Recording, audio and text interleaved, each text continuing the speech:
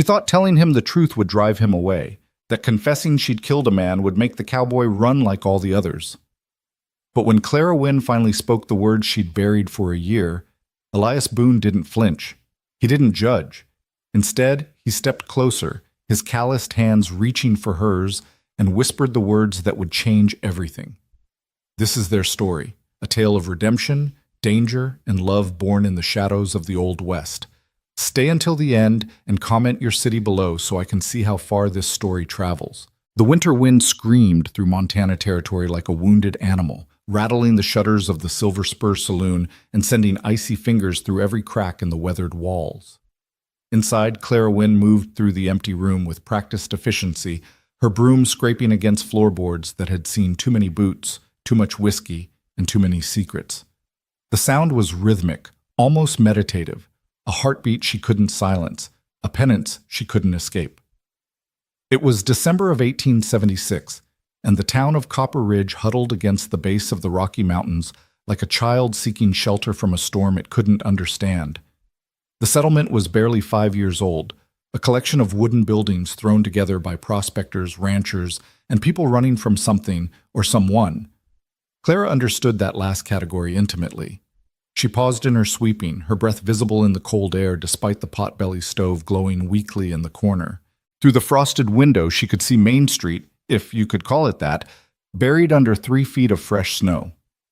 The afternoon light was already fading, turning the world outside into shades of gray and white, beautiful and merciless in equal measure. Clara was 24 years old, though she felt decades older. Her auburn hair was pinned back in a simple bun, revealing a face that men called beautiful and women called trouble. High cheekbones, full lips, and eyes the color of summer grass, eyes that held shadows no amount of Montana sunshine could burn away. She wore a simple brown dress with a white apron, the uniform of her station, though the way she carried herself suggested she hadn't always worked in saloons. "You're here late again," came a voice from the doorway to the back room. Clara turned to see Maggie Sullivan, the saloon's owner, emerging with a crate of glasses. Maggie was a formidable woman in her 50s, with iron gray hair and a spine like tempered steel. She'd built the Silver Spur from nothing after her husband died in a mining accident, and she ran it with a firm hand and a surprisingly kind heart.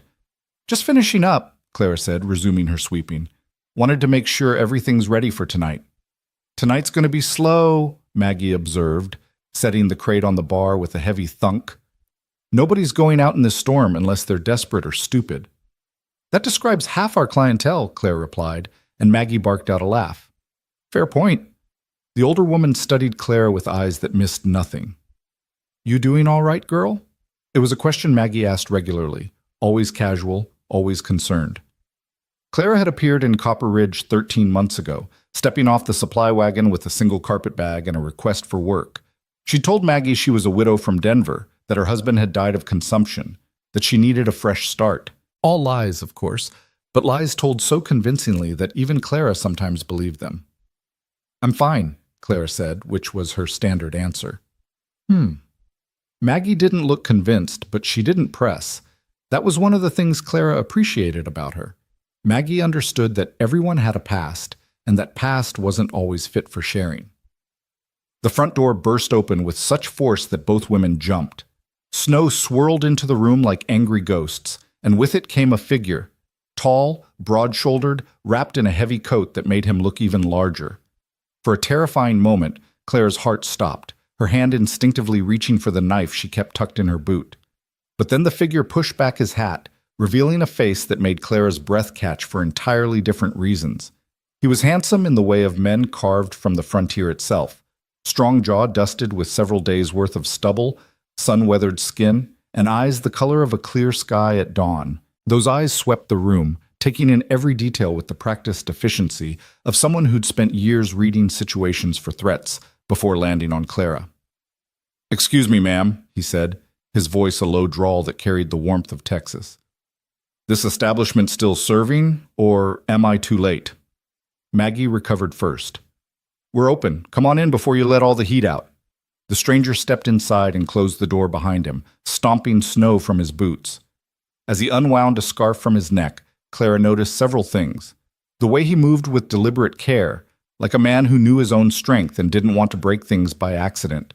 the quality of his coat, which suggested he had money despite his rough appearance, and most importantly, the gun belt visible when his coat fell open, well-worn leather holding a Colt Peacemaker that had clearly seen use. "What can we get you?" Maggie asked, moving behind the bar with professional ease. "Coffee, if you've got it." The stranger pulled off his gloves, revealing hands that bore old scars across the knuckles. "Been riding since dawn, and I'm about frozen through." "Coffee we've got." Maggie glanced at Clara. "Would you mind? Pot should still be hot from this afternoon." Clara nodded, grateful for something to do with her hands. She headed to the back room, her mind racing. There was something about the stranger that set her on edge. Not danger exactly, but awareness. Like every nerve in her body had suddenly woken up after a long sleep. When she returned with a steaming mug, the stranger had settled at a table near the stove, his coat draped over an empty chair. He'd removed his hat too, revealing dark brown hair that curled slightly at the collar. He looked up as she approached, and again their eyes met, really met, and Clara felt something shift inside her chest, like a door she'd locked tight suddenly cracking open.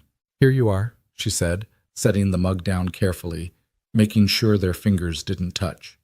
"Much obliged." He wrapped both hands around the mug, letting the warmth seep into his fingers. "Been a cold ride." "Where are you coming from?" The question slipped out before Clara could stop it. She usually avoided conversation with customers, especially men, but something about him invited questions. "South," he said, which told her nothing. Then, after a sip of coffee, he added, "Been working on a ranch down near Helena. Contract ended. Figured I'd move on before winter really sets in." His lips quirked in a half smile. "Though I might have miscalculated on that." "Montana winters don't wait for anyone," Clara said, echoing something Maggie had told her the year before.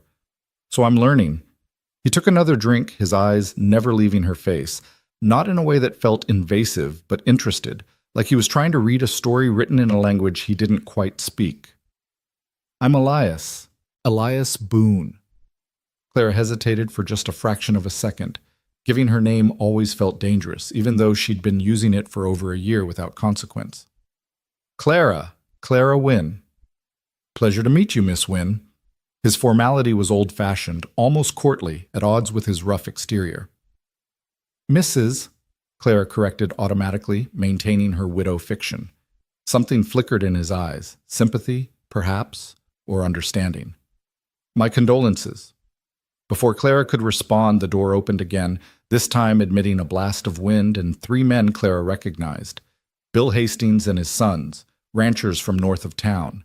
They were regulars, mostly harmless but loud, especially after they'd been drinking. "Well, hell," Bill boomed, shaking snow from his shoulders. "Thought we'd be the only fools out tonight." Maggie laughed from behind the bar. "Can't keep the Hastings boys away from my whiskey, apparently. Your usual?" As Maggie poured drinks and the Hastings settled in at the bar, Clara felt herself relax slightly. More people meant less chance of extended conversation with the stranger, with Elias. She could retreat to the background, sweep some more, maybe help Maggie with glasses. Safe. Anonymous. But when she turned back to Elias's table to collect his empty mug, he was watching her with an expression she couldn't quite read.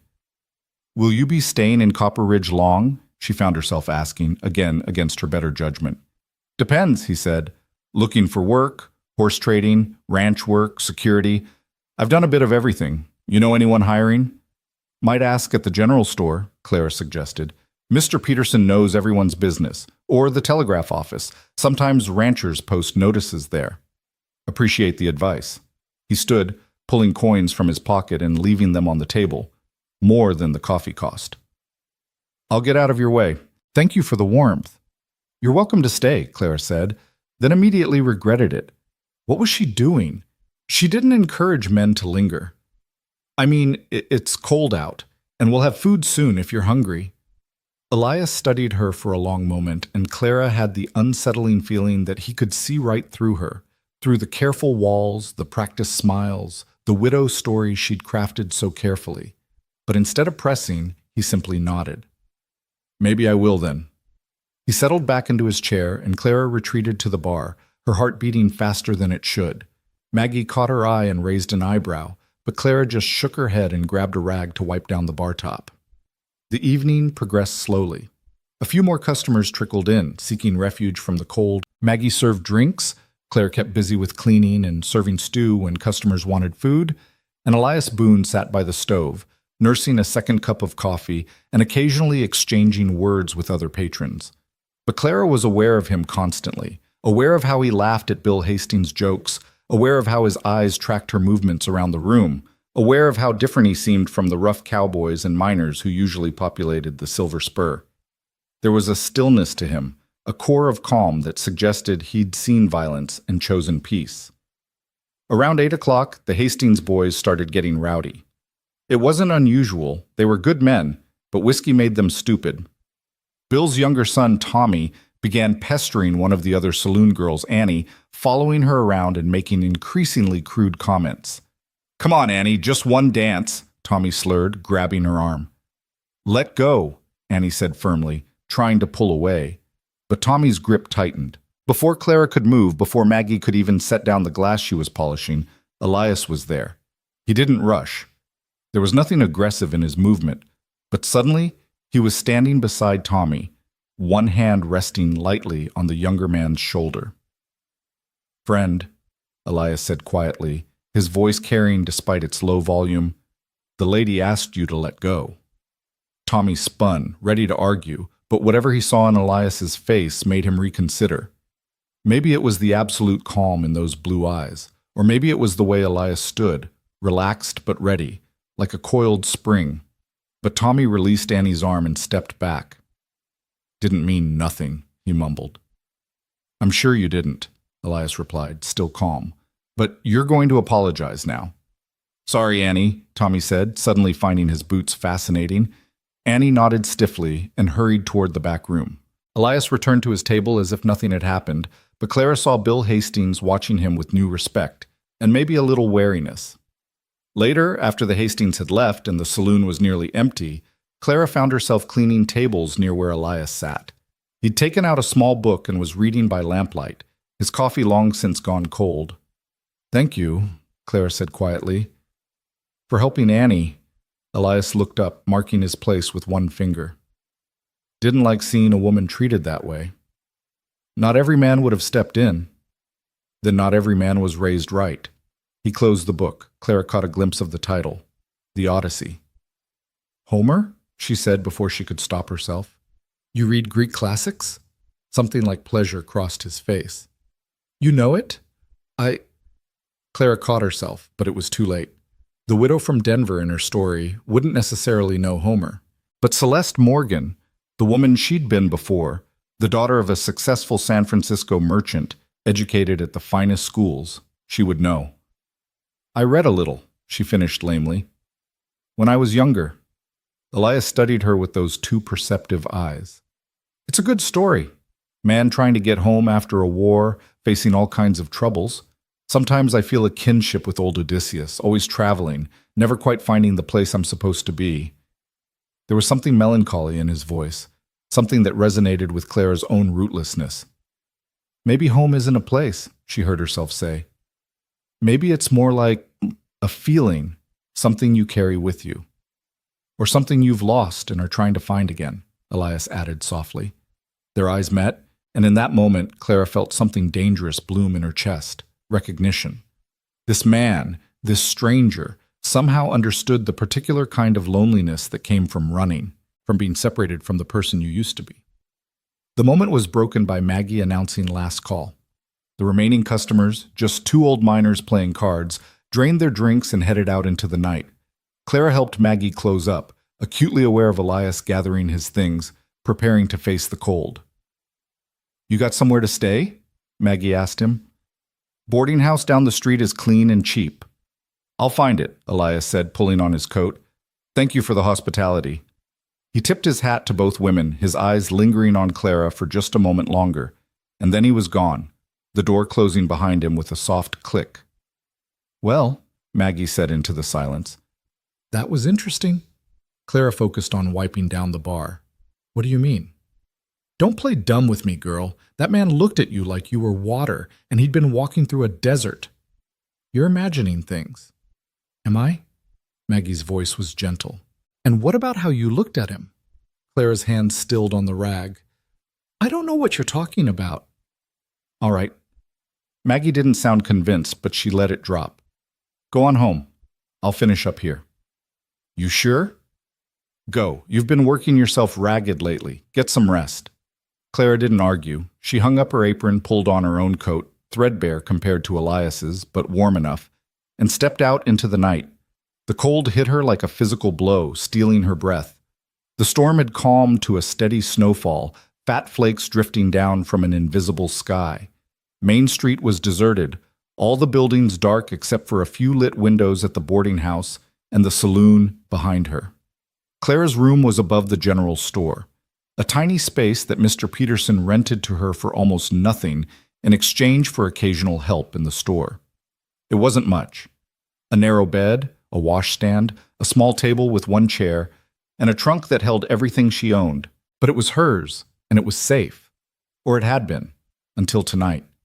As Clara climbed the exterior stairs to her room, her mind kept returning to Elias Boone, to the way he'd intervened with Tommy Hastings, to the quiet intensity in his eyes, to the book of Homer he carried, to the scars on his hands and the well-worn gun at his hip, to the dangerous feeling of being seen for the first time in over a year. Inside her room, Clara lit the lamp and sat on her bed, not bothering to undress. Through the thin walls she could hear the wind, and somewhere in the distance a dog barking. Normal sounds. Safe sounds. But Clara didn't feel safe.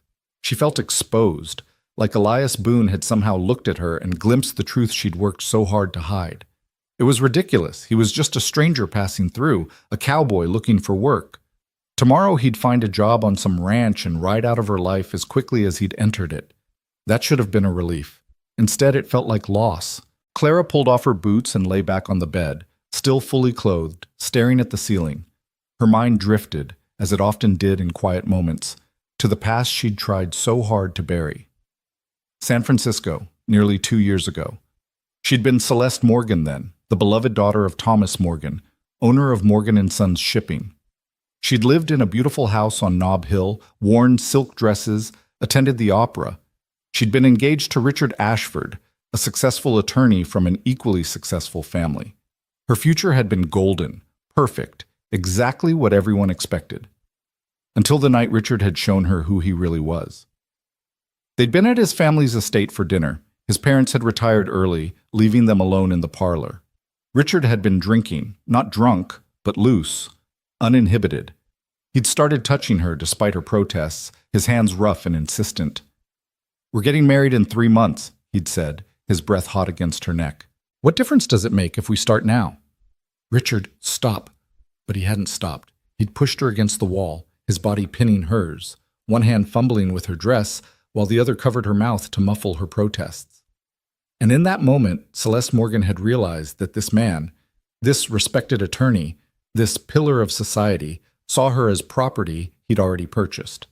So she'd fought back. The details were burned into her memory, her hand finding the heavy brass candlestick on the nearby table, the solid thunk as it connected with Richard's temple, his look of shock as he stumbled backward, the sickening crack as his head hit the marble fireplace hearth, and then the blood. So much blood.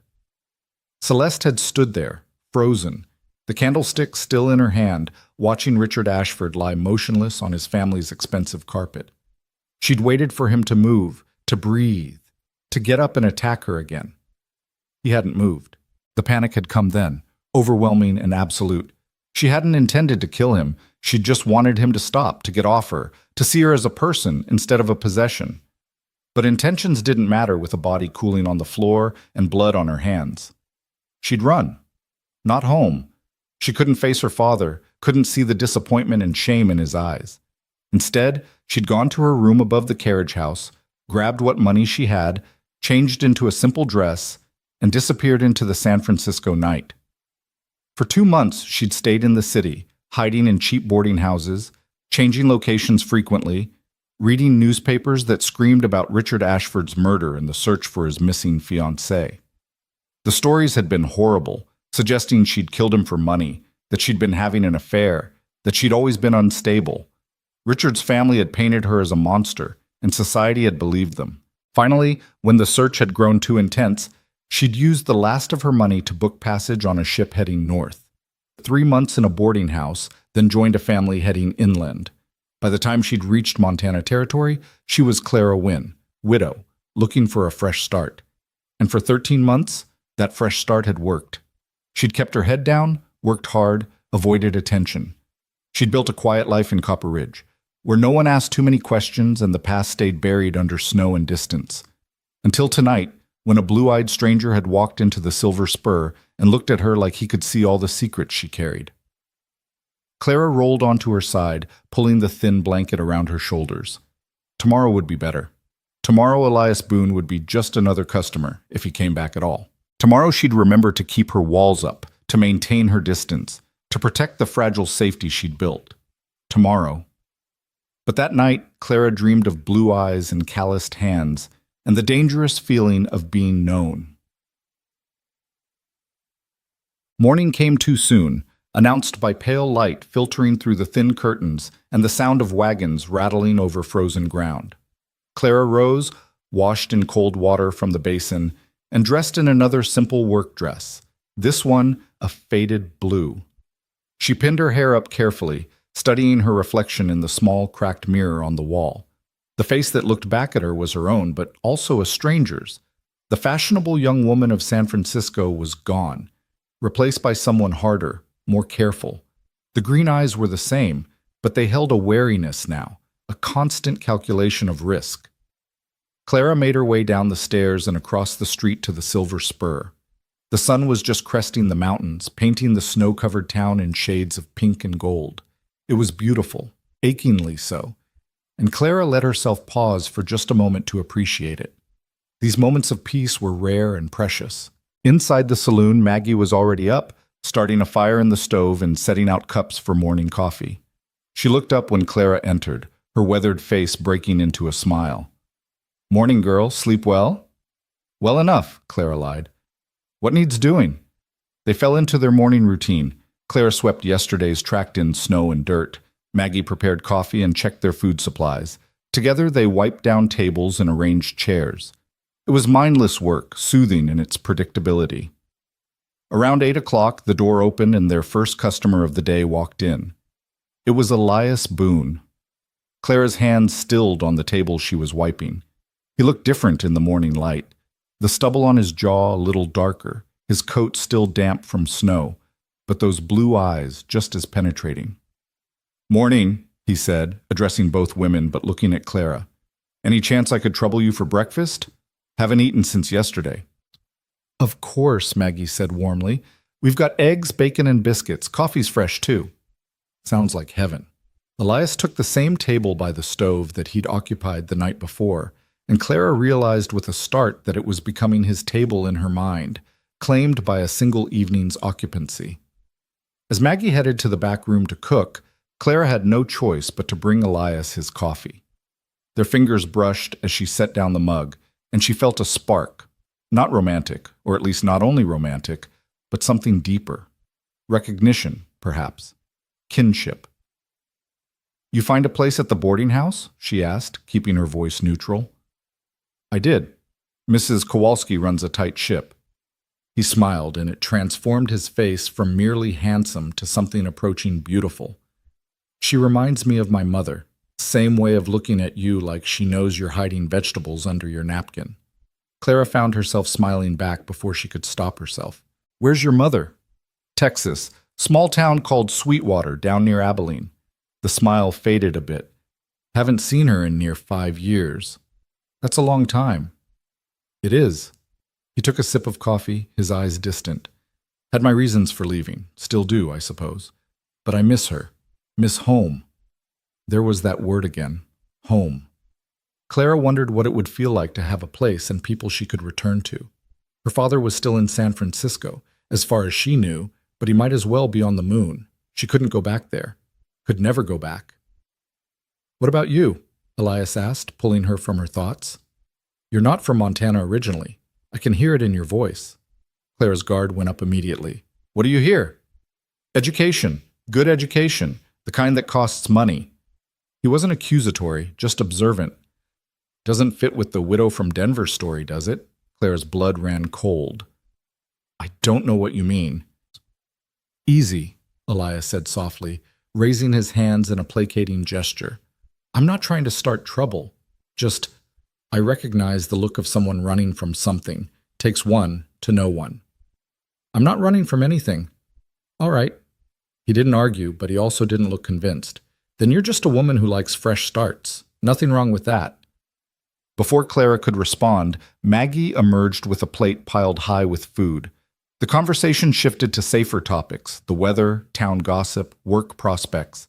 Elias mentioned he'd heard about a ranch west of town that might be hiring for winter work, and Maggie confirmed that the Larson spread was always looking for reliable hands. As the morning progressed, more customers trickled in. Copper Ridge might have been small, but it had enough residents to keep the Silver Spur busy during breakfast hours. Clara served coffee and food, wiped tables, and tried not to notice how often her eyes drifted to the table by the stove where Elias sat reading his Homer. Around 10 o'clock, a disturbance outside drew everyone's attention. Raised voices, then a woman's scream. Clara rushed to the window, her heart hammering, that old instinct to flee rising up like a wild animal. But it wasn't lawmen from San Francisco. It was Mary Chen, who ran the laundry service, arguing with a man Clara recognized as Jake Mercer, a cattle rancher with a reputation for meanness and a drinking problem. You owe me for 3 weeks' washing, Mary was saying, her accent thick but her voice firm. I won't do no more until you pay. I'll pay you when I damn well feel like it, Mercer snarled. He was a big man, gone to fat but still dangerous, with small mean eyes and a mouth like a knife wound. Or maybe I won't pay at all. What are you going to do about it, you little— The racial slur that followed made Clara flinch. Several men on the street had stopped to watch, but none moved to help. That was the way of things. Folks didn't interfere in other people's business, especially when someone like Mercer was involved. But then Elias Boone was walking past Clara, out the door, into the confrontation. Problem here? He asked, his voice carrying that same dangerous calm from the night before. Mercer turned, his face already red with anger. This ain't your business, stranger. You're harassing a woman on the street, Elias said. That makes it everyone's business. The Chinaman's my laundress. I can talk to her however I want. Mrs. Chen, Elias corrected, is a businesswoman you owe money to. Seems to me you should pay your debts like a man of honor would. Clara watched from the doorway, her heart in her throat. This was a mistake. Mercer was connected, had friends, would make trouble for anyone who crossed him. But Elias stood his ground, relaxed but ready, and Clara was reminded again that this was a man who'd seen violence, who knew how to navigate it. You calling me dishonorable? Mercer took a step forward, his hand dropping to his gun belt. I'm saying pay the lady what you owe her. Elias's voice had gotten quieter, which somehow made him more intimidating. Do that, and we can all go about our day. For a long moment, no one moved. The street had gone silent, everyone watching, waiting to see if this would turn into a gunfight. Clara realized she was holding her breath. Then Mercer spat in the snow and pulled out a crumpled wad of bills. He threw them at Mary's feet. There. Now get out of my sight. He stalked off down the street, and slowly the tension dissolved. The crowd dispersed, returning to their business. Elias bent and picked up the bills, handing them to Mary with a small bow. Thank you, Mary said quietly. Thank you so much. Nobody should be treated that way, Elias replied. You all right? Mary nodded, clutching the money, and hurried back to her laundry. Elias stood in the street for a moment, watching Mercer's retreating back, and Clara saw something in his expression. Not pride in what he'd done, but weariness, like this was a scene he'd witnessed too many times.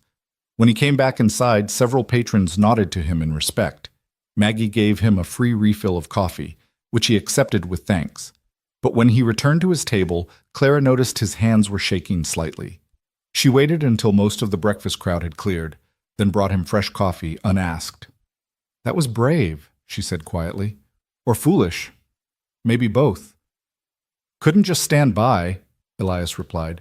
My mother raised me better than that. Mercer's got friends. He'll remember this. Let him. There was steel in his voice now. I've dealt with worse men than Jake Mercer. Clara believed him. Everything about Elias Boone suggested a history she couldn't quite parse. The educated speech mixed with cowboy drawl, the expensive coat over worn clothes, the skill with which he'd de-escalated both situations. Who was this man? You asked if I was running from something, Clara said, the words emerging before her rational mind could stop them. Elias looked up, his blue eyes sharp. What if I said yes, she continued. What if I told you I had reasons for being here, for not wanting questions asked? Then I'd say welcome to the club. His smile was sad. Half the people in the territories are running from something, Clara. The question is whether you're running from something you did or something that was done to you.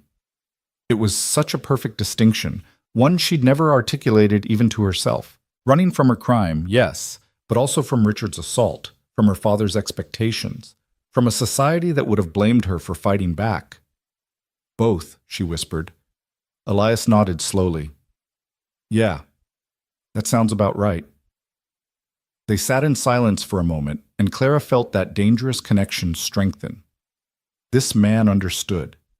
He'd looked at her and seen not just the lies she told, but the reasons she told them. I was a Texas Ranger, Elias said suddenly. 5 years down on the border. Saw a lot of bad things. Did some too, in the name of justice. He stared into his coffee cup. Last year, I tracked a man, outlaw named Jim Carson. Killed 3 people in a bank robbery, one of them a little girl. I found him hiding at his sister's place, and he went for his gun. Clara waited, not daring to breathe.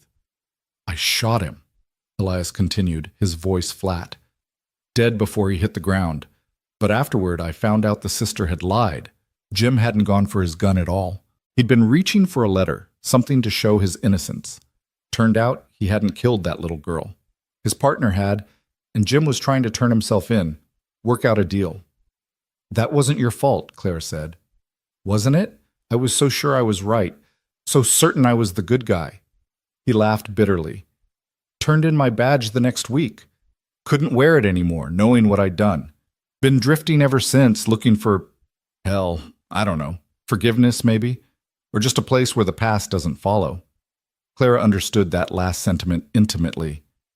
Does such a place exist? Thought maybe Montana in winter might come close, cold enough to freeze the memories. He looked up at her, and his eyes were full of shared pain. But I'm learning that's not how it works. No, Clara agreed softly. It's not. The moment stretched between them, full of unspoken understanding. Here were 2 people carrying guilt, both running from their pasts, both trying to find a way forward. Clara had spent over a year avoiding exactly this kind of connection. It was dangerous. It made her visible. It could get her caught. But God, it felt good to be seen. The rest of the day passed in a strange haze. Elias left around noon to visit the Larson ranch, and Clara threw herself into work, trying to ignore the hollow feeling his absence created. She scrubbed floors that didn't need scrubbing, reorganized supplies that were already organized, anything to keep her hands and mind busy. Maggie watched her with knowing eyes, but said nothing. Evening brought the usual crowd, miners and cowboys, a few families, the regulars seeking warmth and company. Clara served drinks and food, smiled when appropriate, maintained the careful distance she'd perfected. But part of her mind was elsewhere, wondering if Elias would return, wondering what it meant that she hoped he would. Just before closing time, the door opened, and there he was, snow dusting his shoulders, a tired smile on his face. Got the job, he announced to the room in general, and several patrons called out congratulations. The Larson Ranch was well respected, and work there meant steady pay through the winter. That's wonderful, Maggie said, pouring him a celebratory whiskey. When do you start? Monday. Gives me a few days to get settled, pick up supplies. He accepted the drink, but his eyes found Clara. Thought I'd celebrate with one more good meal before I'm eating ranch food. We've got beef stew tonight, Clara said, her voice steadier than her heartbeat. Maggie's recipe. It's good. I'll take it. As Clara brought him his food, Elias caught her wrist gently. His calloused fingers were warm against her skin. Thank you, he said quietly, for this morning, for listening. You listened too, Claire replied. Maybe that's what we both needed. Someone willing to listen without judging. Clara nodded, not trusting her voice, and pulled away before the contact could become conspicuous. But for the rest of the evening, she felt the ghost of his touch on her wrist, warm as a brand. The night wound down. Customers filtered out into the cold. Maggie started closing procedures, humming something under her breath. And Elias Boone sat by the stove, reading his Homer, occasionally glancing up at Clara with eyes full of questions he wasn't asking. Finally, only he remained. "I should go," he said, closing his book. "You ladies need to close up." "It's all right," Maggie said, wiping down the bar. "Take your time. Clara, why don't you sit for a minute? You've been on your feet all day." It was such an obvious setup that Clara almost laughed, but she was tired, and her feet did hurt, and the idea of sitting across from Elias Boone for just a few more minutes was too tempting to resist. She sat. "Tell me something true, Clara," Elias said, echoing his words from the night before. "Something real." Clara thought about all the truths she could tell. About Richard Ashford and the blood on the carpet. About her father, who probably thought she was dead. About the nightmares that still woke her in the dark hours before dawn. Instead, she said, "I'm tired of running." It was true, she realized as she said it, bone-deep true. She was exhausted from looking over her shoulder, from editing every word, from being only half a person. "Yeah," Elias said softly. "Me too." They sat in companionable silence, the fire in the stove crackling, Maggie moving around the room with deliberate slowness to give them space. Outside, the wind picked up again, whistling through eaves, and Clara thought about how winter in Montana was like being suspended in ice. Everything frozen, waiting, holding its breath. But maybe, just maybe, spring would come eventually. And maybe, just maybe, when it did, she wouldn't be alone. The days that followed took on a rhythm that both comforted and terrified Clara. Each morning, Elias would appear at the Silver Spur just as she was setting out cups for coffee, his presence as reliable as sunrise. He'd take his table by the stove, order breakfast, and they'd exchange words, careful at first, then gradually more honest. He told her about his childhood in Texas, about learning to ride before he could properly walk, about his mother's herb garden and his father's quiet strength before consumption took him. Clara found herself sharing, too, small truths wrapped in the fiction of her widow story, talking about books she'd read and places she'd seen, careful never to mention San Francisco directly, but unable to completely hide the cultured woman she'd once been. On the fourth morning, Elias brought her something, a small book with a worn leather cover. Clara took it carefully, turning it over in her hands. The title was stamped in fading gold, Sonnets from the Portuguese by Elizabeth Barrett Browning. "Found it at the general store," Elias said, a hint of color rising in his weathered cheeks. "Mr. Peterson had a box of books in the back. Thought you might like it." Clara's throat tightened. It had been so long since anyone had given her a gift, longer still since anyone had given her something that acknowledged who she really was, a woman who loved poetry, who'd once spent afternoons in her father's library reading verse until the light failed. "I can't accept this," she said, even as her fingers tightened on the cover. "Sure you can. It's just a book." But his eyes said it was more than that, and they both knew it. "Thank you," Clara whispered, and when their eyes met, the air between them felt charged, heavy with possibility and danger in equal measure. Maggie watched this exchange from behind the bar, her expression unreadable. Later, as Clara was washing dishes in the back room, the older woman came in and stood beside her, arms crossed over her chest. "That cowboy's got feelings for you," Maggie said without preamble. Clara's hand stilled in the soapy water. "I don't know what you mean." "Yes, you do. And unless I'm misreading things entirely, you've got feelings for him too." Maggie's voice was gentle, but firm. "I'm not judging, Clara. Lord knows you deserve some happiness, but I need you to be careful." "Careful of what?" Clara asked, though she already knew the answer. "Of hoping too much. Of letting someone in when you've spent all this time keeping people out." Maggie paused, choosing her words. "You've got secrets, girl. We all do. But secrets have a way of coming out, especially when feelings get involved. Just make sure you know what you're doing." Clara nodded, unable to speak past the lump in her throat. Maggie squeezed her shoulder once, then left her alone with her thoughts and her fears. That evening, a traveler arrived in Copper Ridge, a thin man with sharp eyes and a carpet bag, asking questions. He stopped at the general store, the telegraph office, and finally the Silver Spur, where he ordered whiskey and sat in the corner, watching, assessing, calculating. Her instinct screamed at her to run, to disappear into the night, but she forced herself to stay calm, to keep serving drinks, to maintain her facade. When Elias arrived for his usual evening meal, he noticed the stranger immediately. Clara watched as his posture shifted subtly, becoming more alert, his hand resting casually near his gun. He caught her eye across the room, a silent question in his gaze. She gave the smallest shake of her head, "I don't know him," and saw him relax slightly. The stranger left after an hour, tipping his hat to Maggie and disappearing into the night, but the damage was done. Clara's carefully constructed peace had been shattered, replaced by the familiar taste of fear. "You all right?" Elias asked quietly when she brought him coffee. "Fine," Clara lied, her hands trembling slightly as she set down the cup. Elias caught her wrist, that same gentle grip from before, and waited until she met his eyes. "If you're in trouble, you can tell me. I might be able to help." "I'm not in trouble." The lie felt heavy on her tongue. "Clara, please," her voice broke on the word.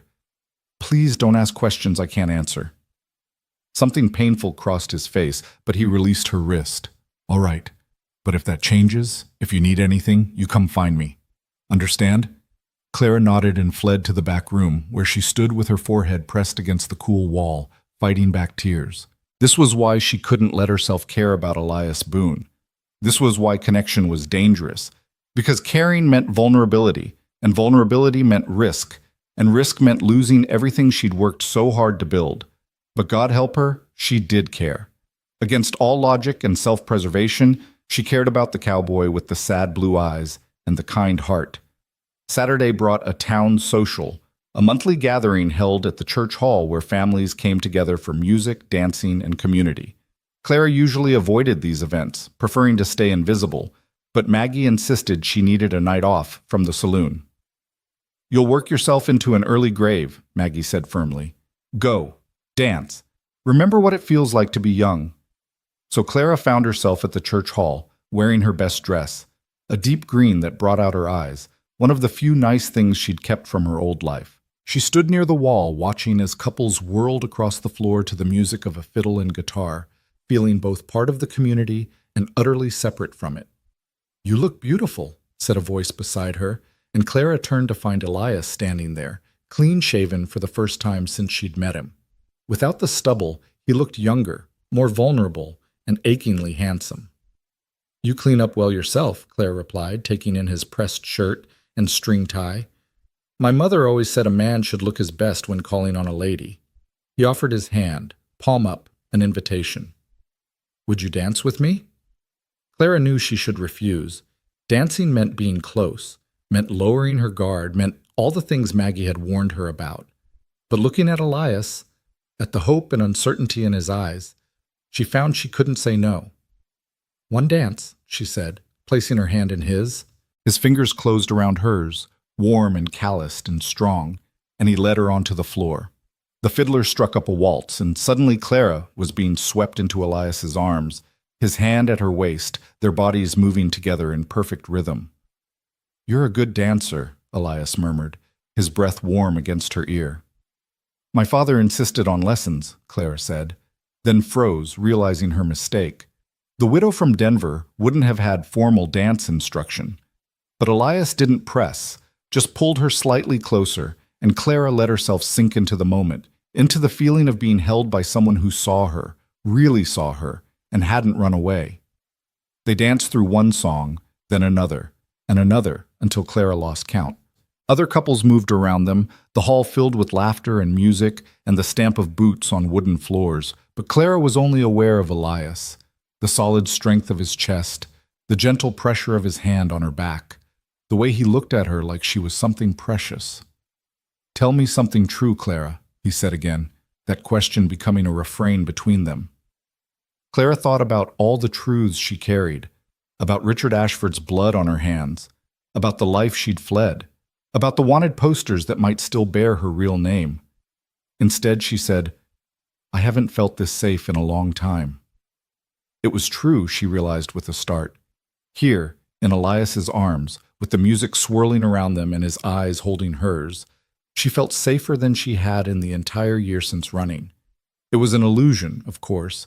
Safety was something she'd forfeited the night she'd killed a man. But for this moment, she let herself believe in it.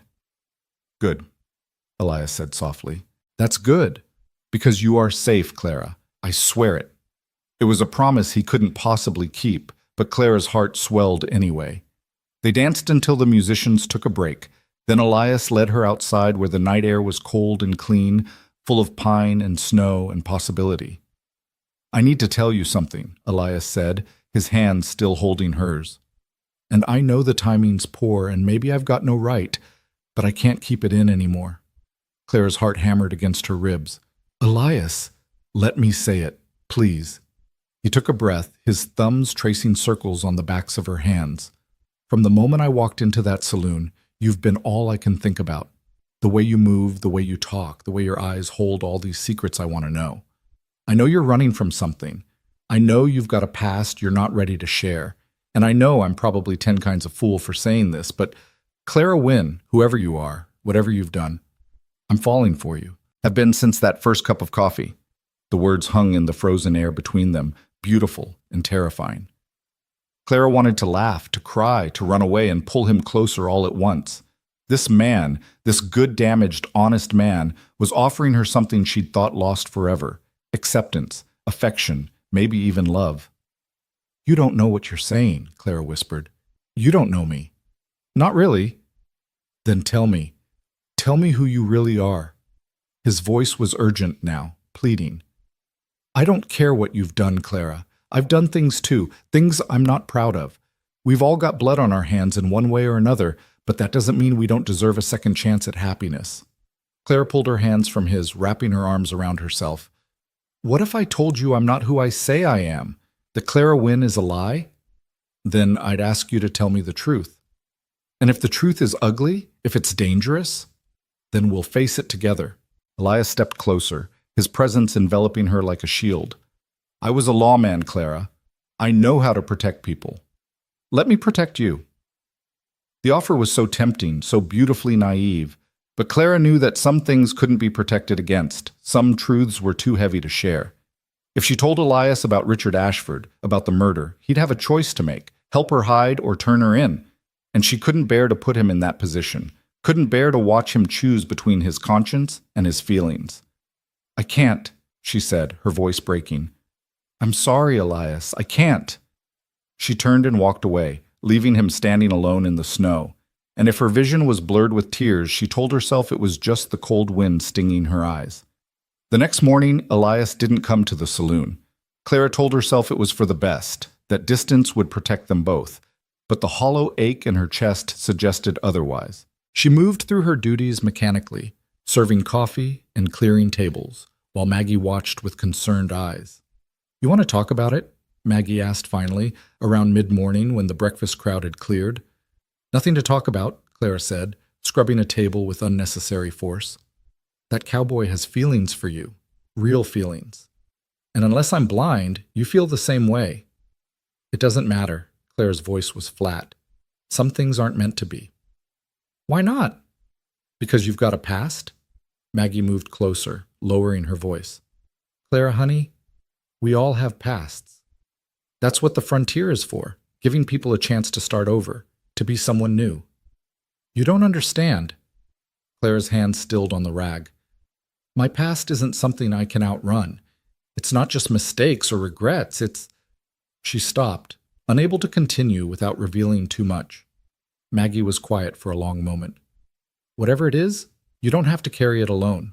That's what I'm trying to tell you. That man out there, he's offering to help carry the weight. Don't be too proud or too scared to let him. Before Clara could respond, the door burst open and Tommy Hastings stumbled in, his face pale and his shirt torn. Miss Maggie, Clara, we need help. There's been an accident at the ranch. Pa sent me to fetch the doctor, but he's out delivering a baby. Mr. Boone's hurt bad. Clara's world tilted. What happened?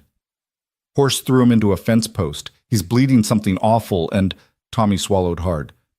Pa thinks he might not make it if we don't get help soon. Clara didn't remember moving, didn't remember grabbing her coat or running out the door. She was simply suddenly outside, following Tommy through the snow toward the Larson ranch at the edge of town. Her heart hammered against her ribs, her breath coming in ragged gasps that had nothing to do with exertion. "Please," she prayed to a God she wasn't sure was listening. "Please don't take him. Not like this. Not before I could tell him the truth." The Larson ranch house came into view, and Clara burst through the door without knocking. Inside, she found Elias laid out on a table, his shirt soaked with blood, his face pale as death. Bill Hastings stood nearby, looking helpless, while Mrs. Larson pressed a cloth to Elias's side. "Thank God," Mrs. Larson said when she saw Clara. "We need someone with steady hands. This wound needs stitching, and I can't.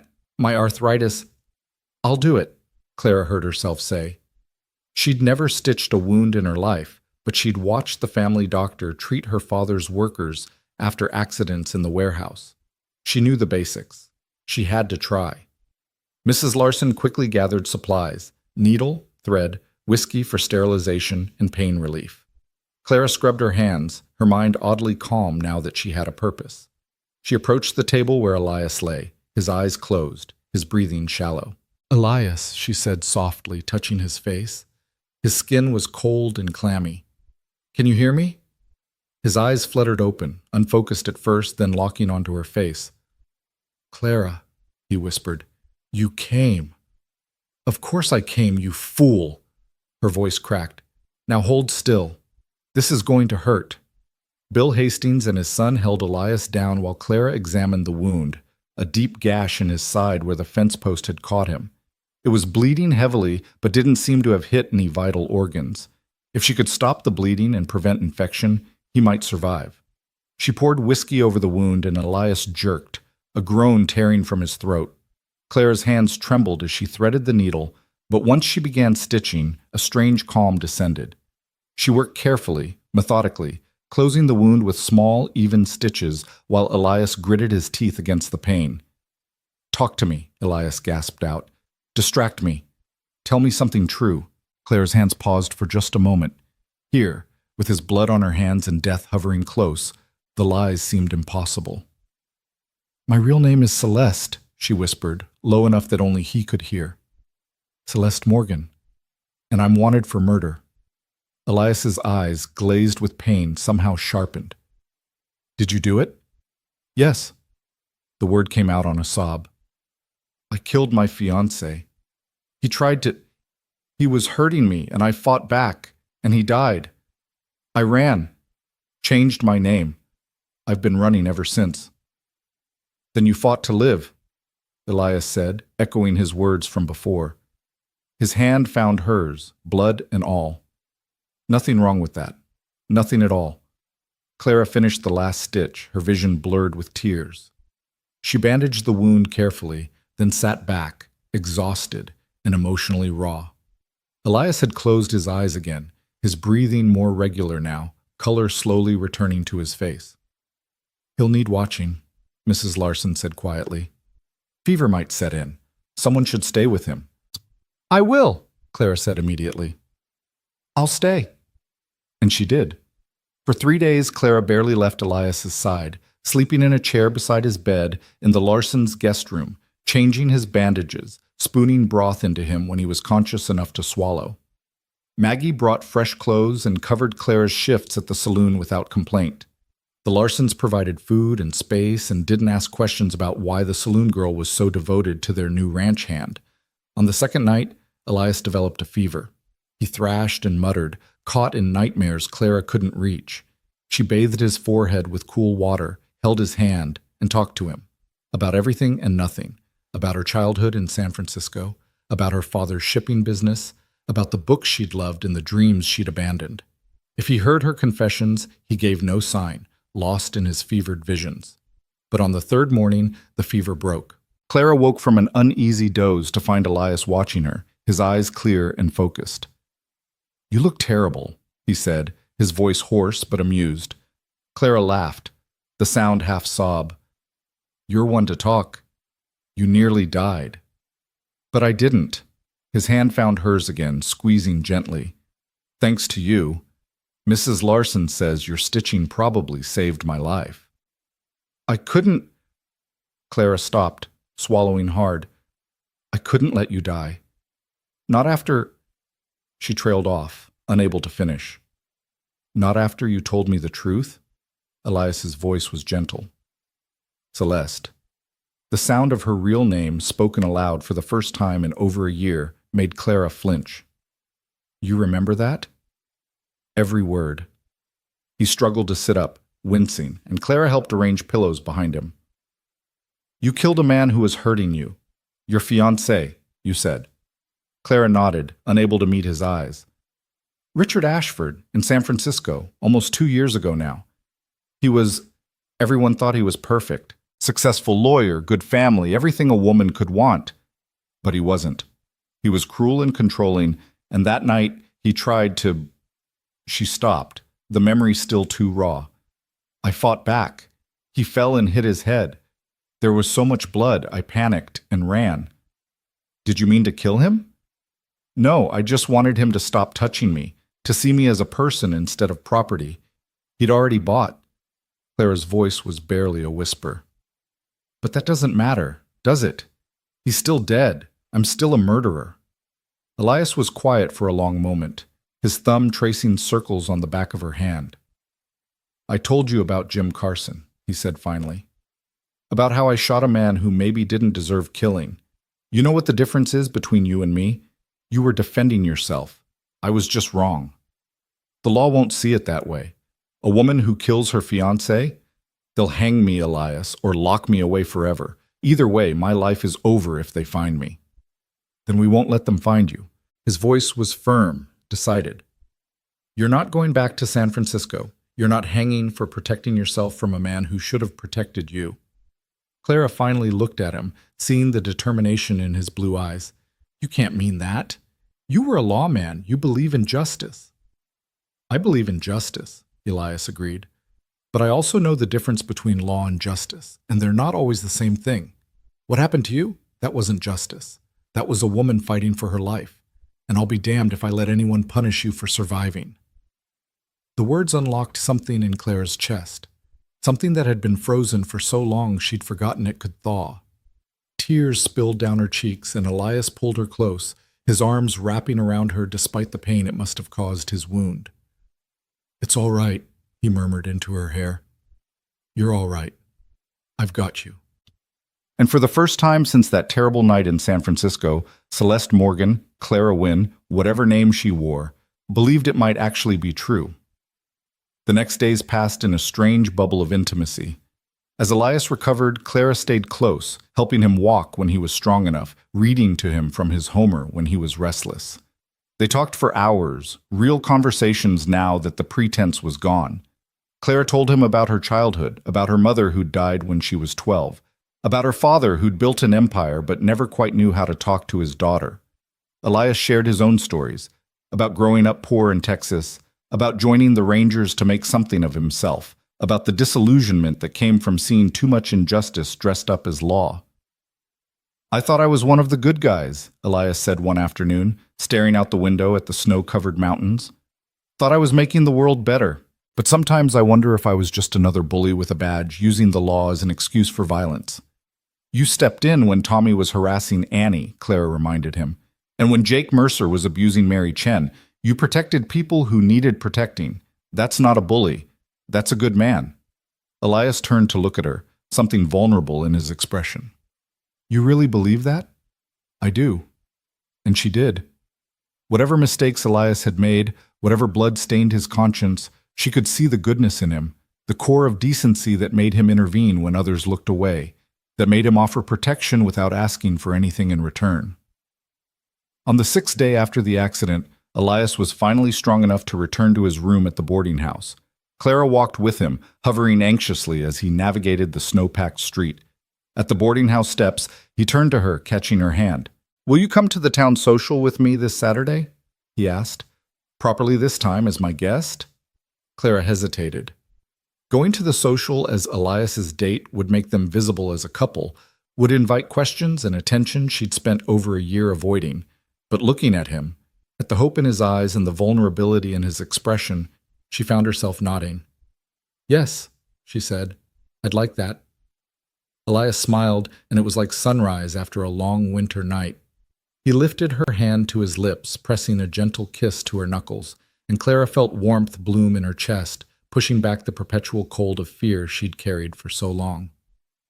Saturday arrived wrapped in fresh snow and clear skies. Clara spent extra time preparing, brushing out her auburn hair until it shone, pinning it up with the few good hairpins she'd kept from her old life. She wore the green dress again, the one that made her eyes look like summer grass, and when she studied her reflection in the small mirror, she barely recognized herself. The hunted, haunted look had faded, replaced by something that looked almost like hope. Elias called for her at the saloon just before sunset, looking handsome in his pressed shirt and vest. His face had regained its color, though he moved carefully, still healing. When he saw Clara, his expression transformed into something close to awe. "You're beautiful," he said simply, and Clara felt herself blush like a schoolgirl.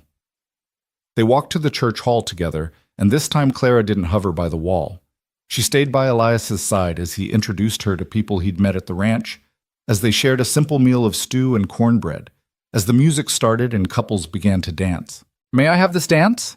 Elias asked with exaggerated formality, bowing slightly, and Clara laughed, as she accepted his hand. They moved on to the floor, and despite his healing wound, Elias led her through the waltz with confidence. Clara felt the eyes of the town on them, but for once she didn't care. Let them look. Let them see her happy. Let them see her with this good man who knew her secrets and stood by her anyway. "Tell me something true," Elias murmured as they swayed to the music. Clara thought for a moment, then said, "I'm not afraid anymore. For the first time in almost 2 years, I'm not constantly looking over my shoulder, waiting for the past to catch up." "Good." Elias pulled her closer, his voice low and intimate. "Because you're not alone anymore, Celeste. Whatever comes, we face it together." The use of her real name, spoken softly in the midst of the crowded hall where everyone knew her as Clara, should have terrified her. Instead, it felt like coming home, like finally being seen and known and accepted completely. They danced through one song, then another. Other couples whirled around them, the Hastings, the Larsons, young couples courting, older couples comfortable in their long partnerships.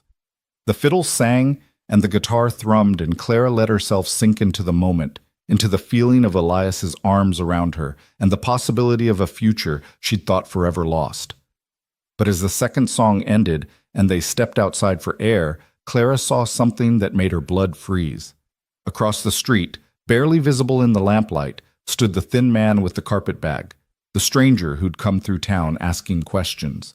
He was watching the hall, watching the door, and when he saw Clara, his eyes narrowed with recognition. "Elias," Clara breathed, gripping his arm. "That man, the one who was at the saloon asking questions, he's here." Elias followed her gaze, his posture immediately shifting into alertness. "Stay here," he said quietly. "I'll find out what he wants." "No," Clara started, but Elias was already moving across the street with deceptive casualness.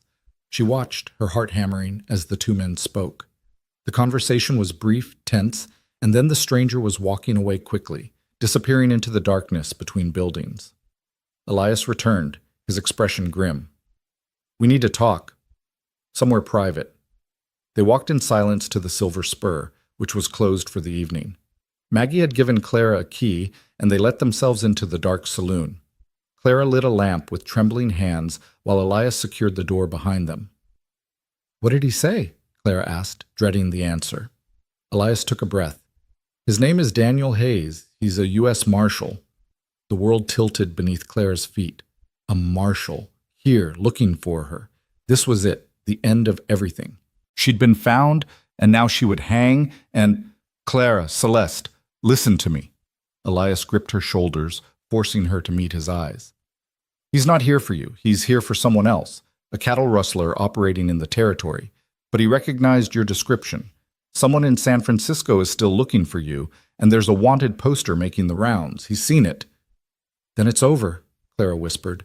Her legs gave out and she sank into a chair, all the hope from moments ago draining away like water through a sieve. "He'll arrest me. Take me back, and I'll hang." "No." Elias knelt in front of her, taking her cold hands in his warm ones. "That's not going to happen, because Marshal Hayes owes me a favor, a big one. 3 years ago, I saved his life during a raid on the border. He's always said if I ever needed anything, all I had to do was ask." Clara stared at him, not daring to hope. "What are you saying?" "I'm saying I asked him to help you, and he agreed." Elias's grip tightened on her hands. "Hayes is going to go back to San Francisco and dig into your case. He'll talk to witnesses, look at evidence, find out exactly what happened that night. When he can prove it was self-defense, he'll take that evidence to a judge and get the charges dropped or reduced." "Why would he do that? I'm a fugitive." "Because he's a good man who understands that sometimes the law and justice aren't the same thing, and because I convinced him that you deserve a chance to clear your name properly, not just keep running." Clara wanted to believe it, wanted so desperately to believe that salvation might be possible, but she'd learned to be cautious, to expect the worst. "And if he can't prove it was self-defense? If the Ashford family's version stands?" Elias's face hardened. "Then we disappear. Head to California or Oregon, change our names again, start over somewhere no one knows us." "I'm not letting them take you, Celeste. I meant what I said. Whatever comes, we face it together. You'd give up everything for me? Your job, your reputation, your chance at a normal life." "In a heartbeat." There was no hesitation in his voice, no doubt in his eyes. "I've been drifting for a year looking for something to believe in again, and then I walked into a saloon in Montana and found you. You're what I've been looking for, Celeste. You're my second chance, and I'm not losing you without a fight." The tears came then, hot and overwhelming, years of fear and loneliness and guilt pouring out. Elias pulled her into his arms, holding her while she sobbed, whispering reassurances against her hair. When the storm finally passed, Clara pulled back slightly, looking at this man who'd somehow become her anchor in the chaos. "I love you," she said, the words emerging unbidden but absolutely true. "I know it's too soon, and it's probably foolish, but I love you, Elias Boone." His answer was to kiss her, gently at first, then deeper, his hands cradling her face like she was something infinitely precious. Clara kissed him back, pouring all her gratitude and fear and hope into the contact, and for those moments, nothing else existed except the two of them and the promise of a future they'd fight for together. When they finally pulled apart, both breathless, Elias rested his forehead against hers. "I love you too," he said. "Loved you from that first cup of coffee, I think. Just took me a while to understand what that meant." They sat together in the dark saloon, holding each other, making plans. Hayes would leave in 2 days to begin his investigation. It might take months to gather evidence, to track down witnesses, to build a case. In the meantime, Clara would stay in Copper Ridge, continuing her life as Clara Wynne while they waited for word. Elias would work at the Larson Ranch and be close by, ready to protect her if anyone else came looking. It wasn't perfect. It wasn't safe. But it was hope. Real, tangible hope. And that was more than Clara had allowed herself to feel in almost 2 years. The weeks that followed Marshal Hayes's departure stretched like taffy, each day simultaneously too fast and achingly slow. Clara, she still thought of herself as Clara most of the time, Celeste feeling like a costume she'd put away in mothballs, moved through her routines at the Silver Spur with a strange mixture of dread and anticipation. Every morning brought the possibility of news, good or bad, and every evening, settled, without word from San Francisco, felt like a small victory and a prolonged agony in equal measure. Elias had returned to work at the Larson Ranch once his wound had healed enough, though he still favored his left side and moved more carefully than before. But every evening, without fail, he appeared at the saloon for dinner, taking his table by the stove and reading his Homer while Clara worked. His presence had become as essential to her as breathing, a steady anchor in waters that had been turbulent for so long. On a particularly cold evening in late January, Clara was wiping down tables when the door opened to admit, not Elias, but Jake Mercer. The rancher who'd harassed Mary Chen stood in the doorway, his bulk blocking the lamplight from outside, his small eyes scanning the room until they landed on Clara. Something in his expression made her skin crawl, a predatory awareness that sent every instinct screaming. "Well, well," Mercer said, his voice carrying across the nearly empty saloon. "If it ain't the pretty little saloon girl, where's your cowboy protector tonight?" Clara forced her voice to remain steady. "Mr. Mercer, what can I get you? Information, maybe?" He moved further into the room, letting the door close behind him with a heavy thud. "See, I was talking to a friend of mine who came through town a few weeks back. Thin fellow, asked a lot of questions. And he told me something interesting, said there's a woman wanted in California. Murder, he said. Young woman with green eyes and auburn hair." His smile was ugly. "Fancy that." Clara's heart stopped, but she kept her expression neutral through sheer force of will. "I don't know what you're talking about." "Don't you?"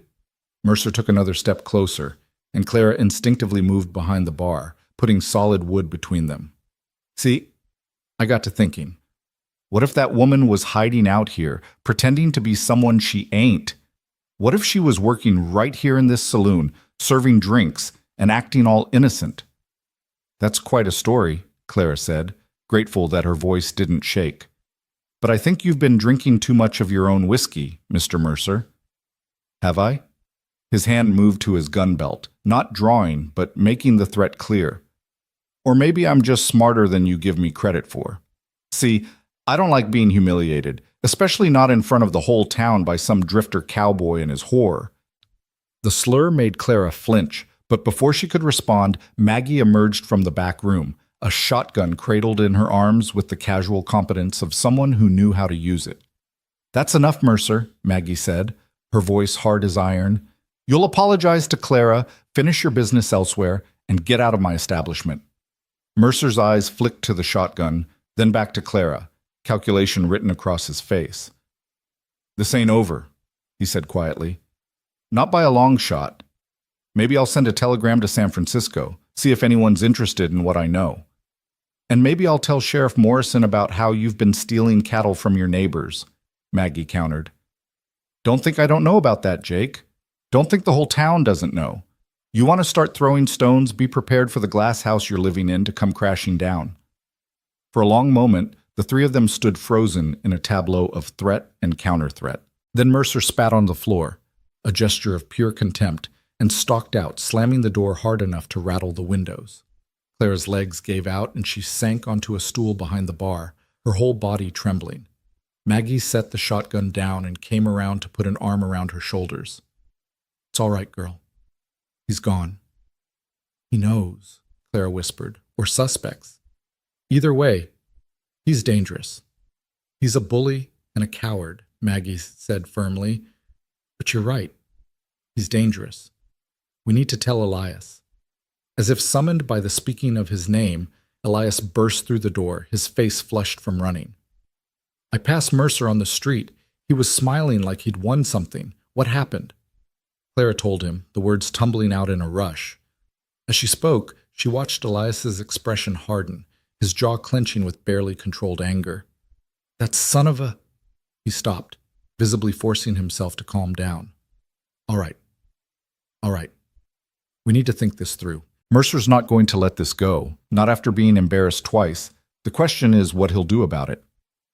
"He threatened to send a telegram to San Francisco," Clara said. "If the Ashford family finds out where I am—" "They won't have time to do anything about it," Elias interrupted. "Because if Mercer makes a move, we'll be gone before any response arrives. I've got money saved, enough to get us to Oregon or California. We can leave tonight if we need to." "And go where?" Clara asked, the despair she'd been fighting threatening to overwhelm her. "Keep running forever? What kind of life is that?" "A life together," Elias said, kneeling in front of her stool and taking her hands. "I don't care where we go or what name we use. As long as we're together, that's enough." "It's not enough for me." The words surprised Clara even as she spoke them, but once they were out, she realized their truth. "I'm tired of running, Elias. Tired of lying. Tired of being afraid. If Mercer wants to expose me, let him. Maybe it's time I faced what I did instead of hiding from it." "No." Elias's voice was fierce. "You're not turning yourself in. I won't let you hang for defending yourself against a man who tried to force himself on you." "Then what do you suggest?" Clara pulled her hands away, frustration giving her voice an edge. "We can't run forever. Eventually someone will recognize me, or a wanted poster will make its way here, or Marshal Hayes will come back with proof of your innocence, Elias finished. We just need to buy time until then. And if he doesn't come back?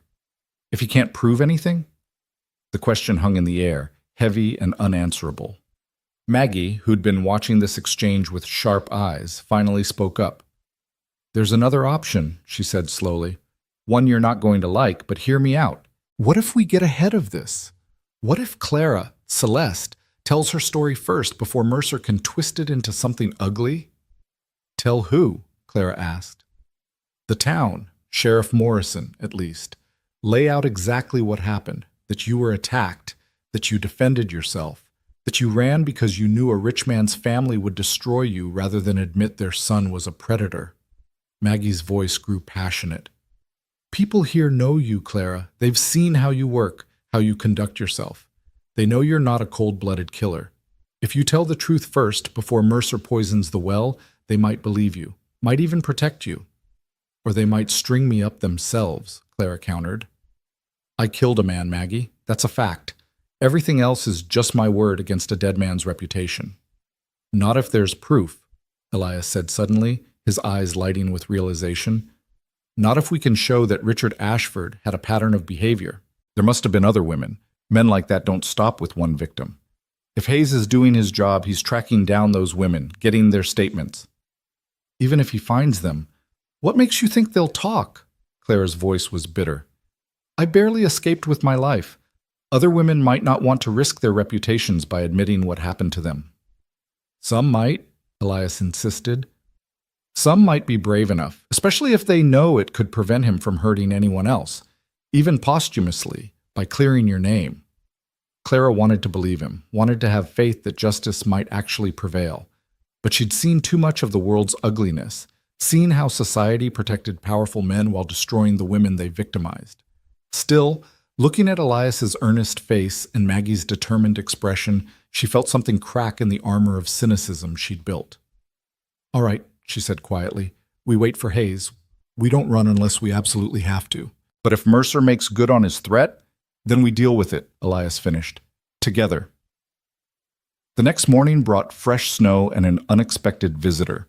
Clara was sweeping the saloon floor when Sheriff Morrison walked in, his weathered face serious beneath his gray mustache. Her heart leapt into her throat, certain that Mercer had already acted, that this was the beginning of the end. Morning, Clara, Morrison said, removing his hat. Is Maggie around? Back room, Clara managed, her voice steadier than she felt. I'll get her. But Maggie had already heard the sheriff's voice and emerged, wiping her hands on her apron. Buck, what brings you by so early? Need to talk to you about Jake Mercer, Morrison said. Can we speak privately? Maggie glanced at Clara, then shook her head. Whatever you need to say, you can say in front of Clara. She's family. The sheriff's expression was unreadable as he studied Clara for a long moment. Then he sighed, moving to sit at one of the tables. All right, Jake Mercer came to see me last night, drunk and talking wild. Said he had information about a wanted fugitive hiding in Copper Ridge. Specifically, said Clara here is really someone named Celeste Morgan, wanted for murder in California. The world seemed to tilt beneath Clara's feet, but she forced herself to remain standing, to meet the sheriff's eyes. What did you tell him?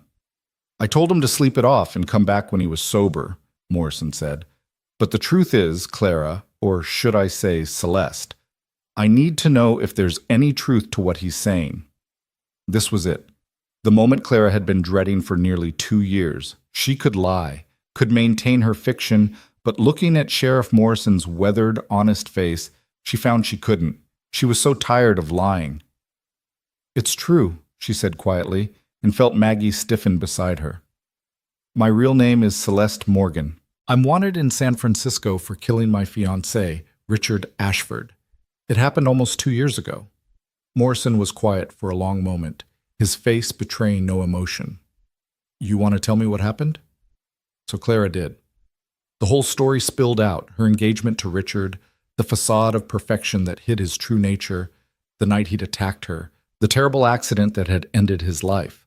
She told Morrison about running, about the 1.5 years she'd spent looking over her shoulder, about building a new life in Copper Ridge, and finally, She told him about Marshal Hayes and his promise to investigate, to find proof of her innocence. When she finished, the saloon was silent except for the crackling of the fire in the stove. Morrison sat back in his chair, his expression thoughtful. "That's quite a story," he said finally. "It's the truth," Clara replied. "I swear it." "I believe you."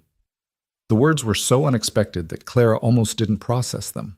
"I've been a lawman for 30 years, and I've gotten pretty good at reading people. You're not a killer, Clara. Celeste. You're a woman who fought for her life and has been paying the price ever since."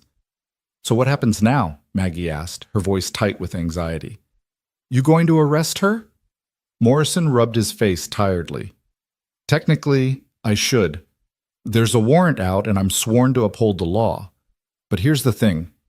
I've also got discretion about when and how I enforce warrants, especially ones from outside my jurisdiction.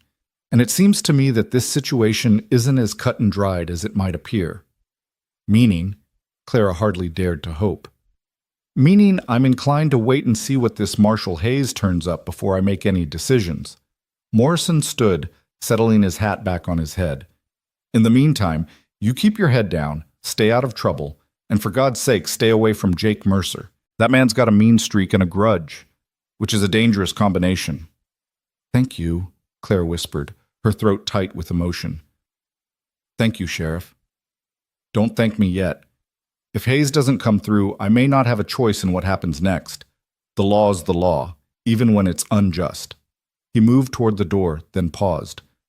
"For what it's worth, I'm sorry for what happened to you. No woman should have to fight off a man who's supposed to protect her." After Morrison left, Clara sank into a chair, her entire body shaking with reaction. Maggie sat beside her, pulling her into a fierce hug. "See," Maggie said. "I told you, people here know you. They're not going to let you hang without a fight." But Clara's relief was tempered by reality. Morrison might be sympathetic, but he was also a lawman with responsibilities. If push came to shove, he would do his duty. Their safety, her safety, still hung by a thread, dependent on a marshal she barely knew and evidence that might not exist. That evening, when Elias arrived at the saloon, Clara told him about Morrison's visit. She watched Relief War with concern on his face as he processed the news. "So we've got the sheriff on our side, at least tentatively," Elias said. "That's something, but Mercer's still a problem." "He's more than a problem," Clara replied. "He's got information that could destroy me, and he knows it. The question is what he wants in exchange for his silence." The answer came 2 days later, delivered by a nervous-looking ranch hand who worked for Mercer.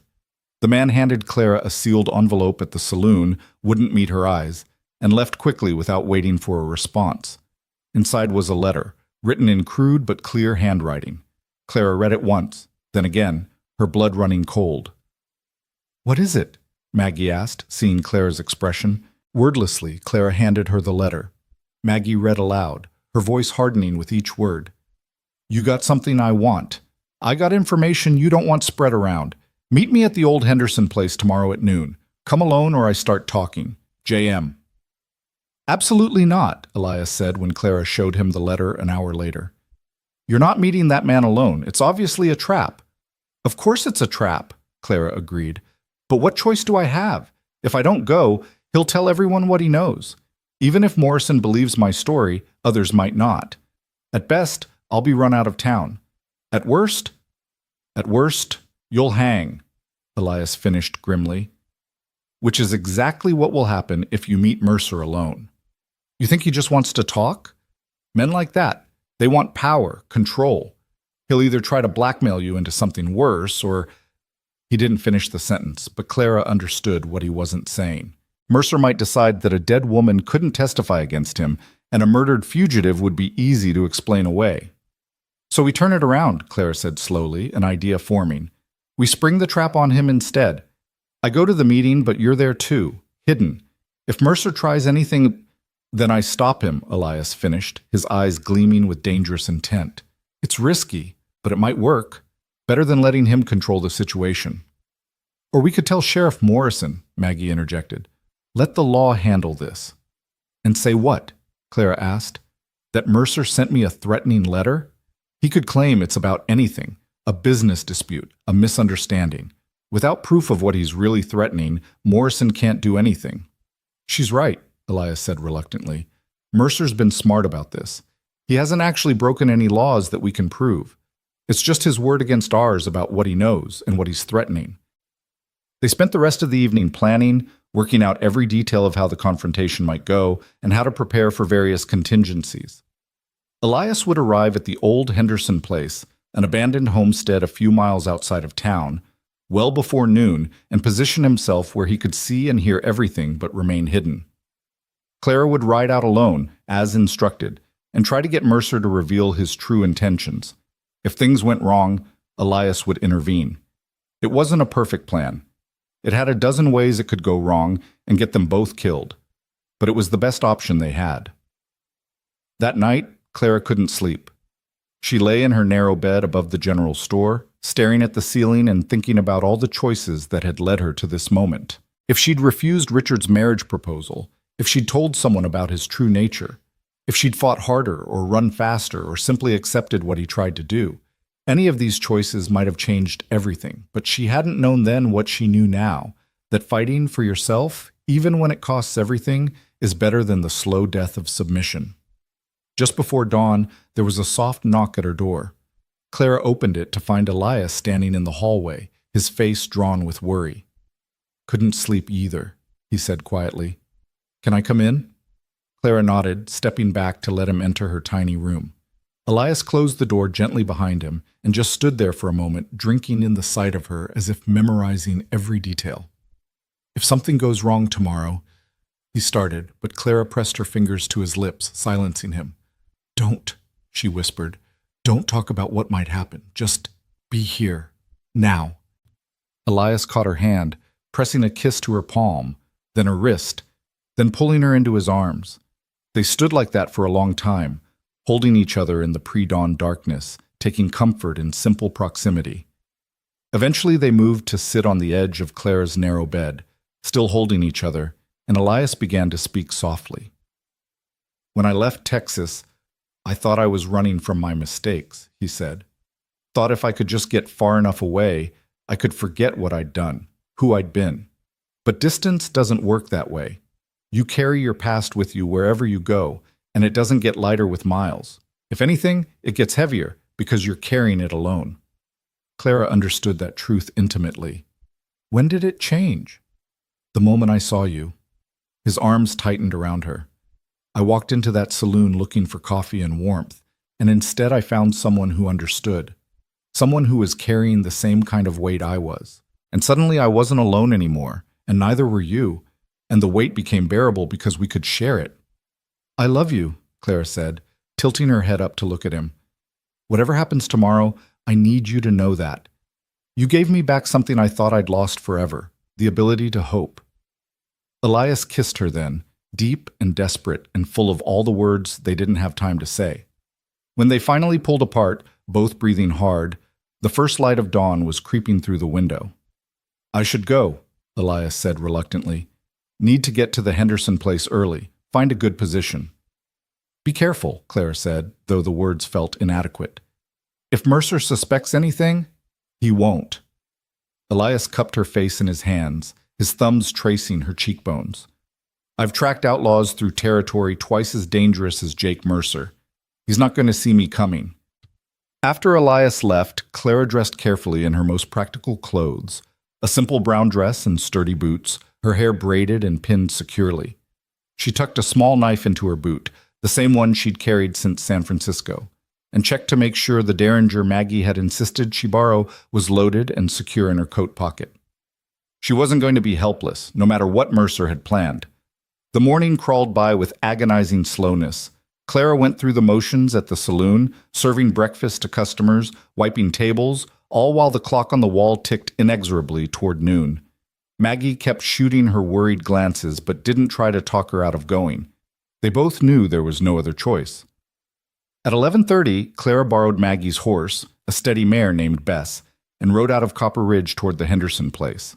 The day was overcast, the sky heavy with the promise of snow, and the cold bit through Clara's coat despite the layers she wore. The landscape was stark and beautiful. all white snow and dark pine and jagged mountains in the distance, and Clara found herself thinking that if these were her last moments of freedom, or life, at least they were spent in this wild, honest place. The Henderson homestead came into view just before noon, a cluster of sagging buildings slowly being reclaimed by the weight of its roof, but the barn had partially collapsed and the corral fences were broken and scattered. It was a monument to failed dreams, to people who tried to carve out a life in this harsh land and been defeated by it. Clara dismounted, tying Bess to what remained of a hitching post, and scanned the area for any sign of either Mercer or Elias. She saw neither, which meant Elias had found a good hiding spot. That knowledge gave her courage as she walked toward the house, her boots crunching in the snow. "Took you long enough," came a voice from inside the house, and Clara's hand instinctively moved toward the derringer in her pocket. But she forced herself to stay calm, to play the role of frightened but cooperative victim. For now. She stepped through the broken doorway into what had once been the Hendersons' main room. Jake Mercer stood near the empty fireplace, a bottle of whiskey in one hand and a gun belt strapped to his hip. His small eyes were red-rimmed and mean, his smile uglier than ever. "Mr. Mercer," Clara said, keeping her voice level, "I'm here, as you asked. What do you want?" "What do I want?" Mercer laughed, a harsh sound without humor. "I want a lot of things, Miss Morgan. Or should I say, Miss Fugitive. I want respect. I want people to stop treating me like I'm nothing, and I want you to understand that I hold all the cards now. If you're looking for money, I don't have much, but—" "I don't want your money," Mercer interrupted, taking a swig from his bottle. "I want you to understand your position here. You're a murderer hiding in my town, pretending to be something you're not. That cowboy of yours thinks he can humiliate me, protect you, play the hero. But he's not here now, is he? It's just you and me, Celeste Morgan, and I'm the only thing standing between you and a rope." Clara's heart was pounding, but she kept her expression neutral. "What do you want, Mercer? Name your price." "My price?" He moved closer, and Clara smelled the whiskey on his breath, saw the dangerous glint in his eyes. "Here's my price. You come work for me. My place, my terms. You do what I say when I say it, no questions asked. Maybe I find you. Other uses, too. Pretty thing like you, wasted on a saloon floor." The implication made Clara's skin crawl, but she'd expected something like this. Men like Mercer always wanted to possess, to control, to break. "And if I refuse?" "Then I send a telegram to San Francisco tonight. Tell the Ashford family exactly where their son's killer is hiding. They're rich, powerful. They'll have lawmen here within a week. And Sheriff Morrison won't be able to protect you no matter how much he might want to." Mercer's smile widened. "So what's it going to be? You going to be smart and cooperative, or you going to throw away your life out of pride?" Clara looked at this man, this bully, this predator, and felt a cold clarity settle over her. She'd spent almost 2 years running from Richard Ashford's ghost, letting fear dictate her choices, allowing herself to be victimized over and over by what he'd tried to do to her. But she wasn't that terrified girl anymore. She'd survived, built a new life, found love and friendship and purpose. And she was done letting men like Richard, men like Mercer, have power over her. "No," she said clearly. Mercer's expression darkened. "What did you say?" "I said no." Clara's hand moved to her pocket, closing around the derringer. "I'm not working for you. I'm not giving you power over me. And if you send that telegram, then I'll deal with the consequences. But I'm done being afraid of men like you." For a moment, Mercer just stared at her, as if he couldn't quite process her refusal.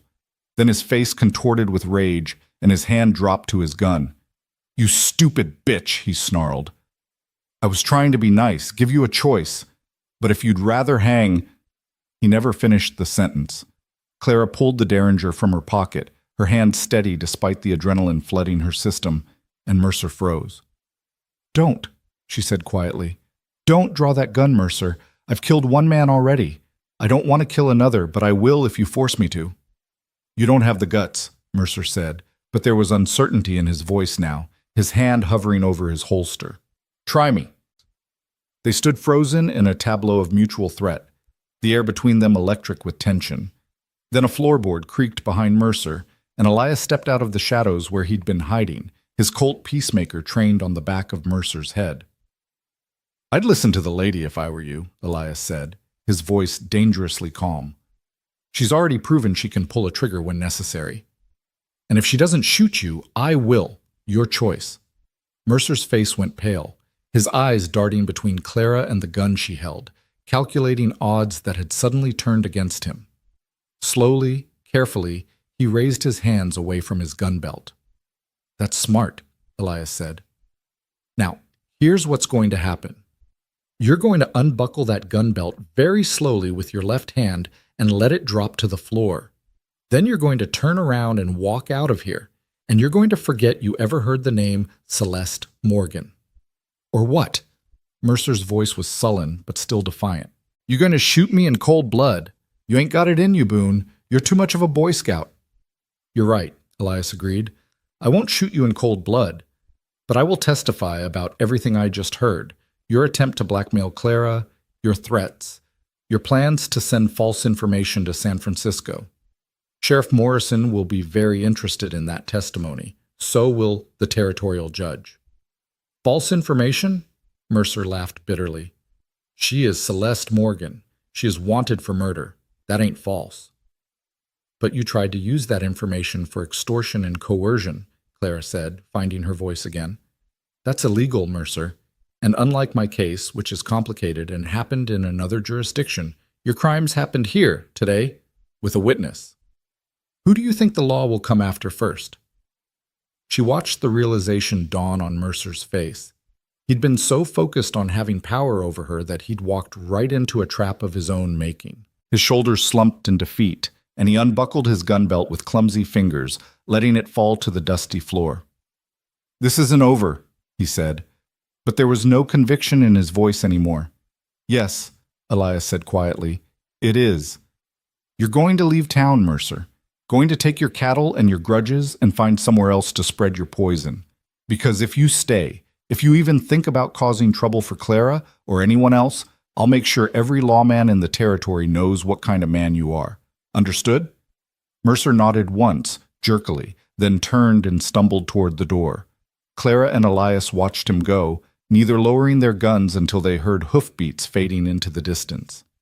Only then did Clara's hand begin to shake, the adrenaline that had kept her steady finally releasing its grip. The Derringer clattered to the floor, and she found herself on her knees, great gasping sobs tearing from her throat.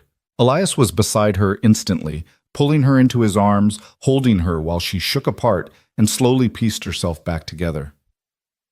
"I've got you," he murmured against her hair. "You're safe. He's gone. I've got you." Eventually the storm passed, leaving Clara exhausted but somehow lighter, as if confronting Mercer had finally purged some of the poison Richard Ashford's assault had left in her soul. She pulled back, looking at Elias through tear-blurred eyes. "I told him no," she said, wonder in her voice. "I looked at him and told him no. And I meant it. I heard." Elias cupped her face in his hands, his thumbs wiping away her tears. "You were magnificent. Terrifying, but magnificent." They rode back to Copper Ridge together, leading Maggie's horse between them, and Clara felt something fundamental shift inside her. She'd faced her fear and survived. She'd stood up to a bully and won. She wasn't helpless anymore, wasn't just a victim running from her past. She was someone who fought back, who chose courage over safety, who refused to let others define her worth. Whatever happened next, whether Hayes returned with proof of her innocence or she had to keep running, Clara knew she would face it differently now. Not as a frightened girl trying to hide, but as a woman who'd learned her own strength. The question was whether that strength would be enough for what was coming. The answer arrived on a bitter February morning when the wind howled down from the mountains like a living thing, and the thermometer outside Peterson's general store registered 10 below zero. Clara was restocking shelves at the Silver Spur when she heard the sound of a horse approaching at speed, unusual enough in this weather to draw her attention. Through the frosted window, she watched a rider dismount and tie his horse with quick, efficient movements that spoke of urgency. The door burst open, and Marshal Daniel Hayes stepped inside, snow crusting his beard and exhaustion etched into every line of his weathered face. He looked around the nearly empty saloon until his eyes found Clara, and something in his expression made her heart leap into her throat. "Mrs. Wynne," he said formally, though his eyes held a warmth that belied the professional tone. "I need to speak with you. Privately, if possible." Maggie appeared from the back room, took one look at Hayes's face, and nodded toward her office. "Use my space. Clara, go on. I'm out here."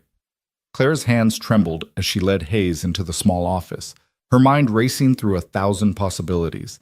He'd come back, which meant he had news, but whether that news would save her or condemn her remained unclear. She gestured for him to sit, but remained standing herself, too agitated to settle. Hayes pulled a leather portfolio from inside his coat and set it on Maggie's desk with a heavy thunk. "I'm going to be direct with you, Miss Morgan, because that's the kind of man I am, and because I think you deserve the truth without pretty wrapping."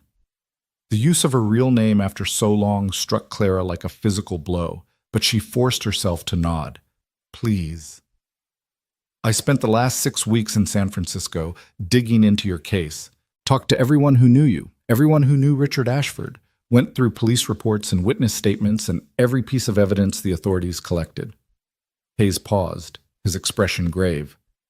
The picture that emerged wasn't pretty.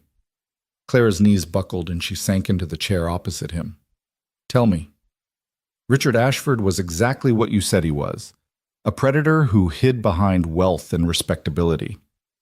I found 3 other women he'd assaulted or attempted to assault over the course of 5 years.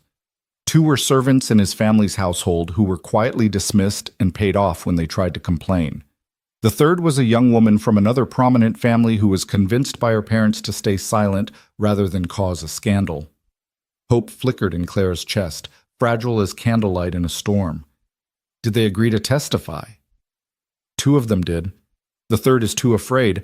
Her family threatened to disown her if she speaks publicly." Hayes opened the portfolio and pulled out several documents. "I also found the doctor who examined you the next morning after you went to his office claiming you'd fallen. He kept detailed notes about the bruises on your arms, your torn dress, the marks on your neck. He suspected assault, but you refused to file a report." Clara's hand went unconsciously to her throat, remembering the purple fingerprints Richard's grip had left, the way they'd taken weeks to fade. "I was too ashamed, too scared of what people would say." That's what he figured. Good man, Dr. Chen. He's willing to testify about what he saw and what he suspected. Hayes pulled out more papers, his expression softening slightly. "I also tracked down the maid who was working at the Ashford estate that night. She heard the struggle, heard you telling him to stop, heard the sound of the fight. She was too terrified to come forward at the time. The Ashfords are powerful people, but she's willing to speak now." "Why?" Clara whispered. "Why would these people risk so much to help me?" "Because truth matters. Because justice matters, even when it's delayed." Hayes leaned forward, his voice intense. "And because when I started asking questions, other stories surfaced. Turns out Richard Ashford had a reputation in certain circles. A reputation his family spent a lot of money keeping quiet.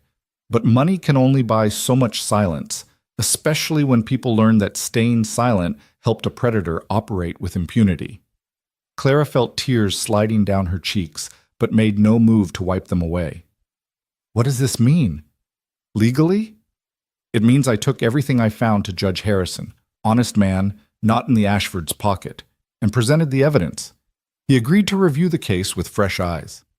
Hayes pulled out one final document, and Clara saw it was an official court order bearing multiple seals and signatures. "After reviewing the evidence, the judges ruled that you acted in self-defense. The murder warrant has been vacated. You're free, Miss Morgan, completely and legally free." The words didn't seem real. Clara stared at the document, at her name written in formal script, at the judge's signature declaring her innocent of murder. Free.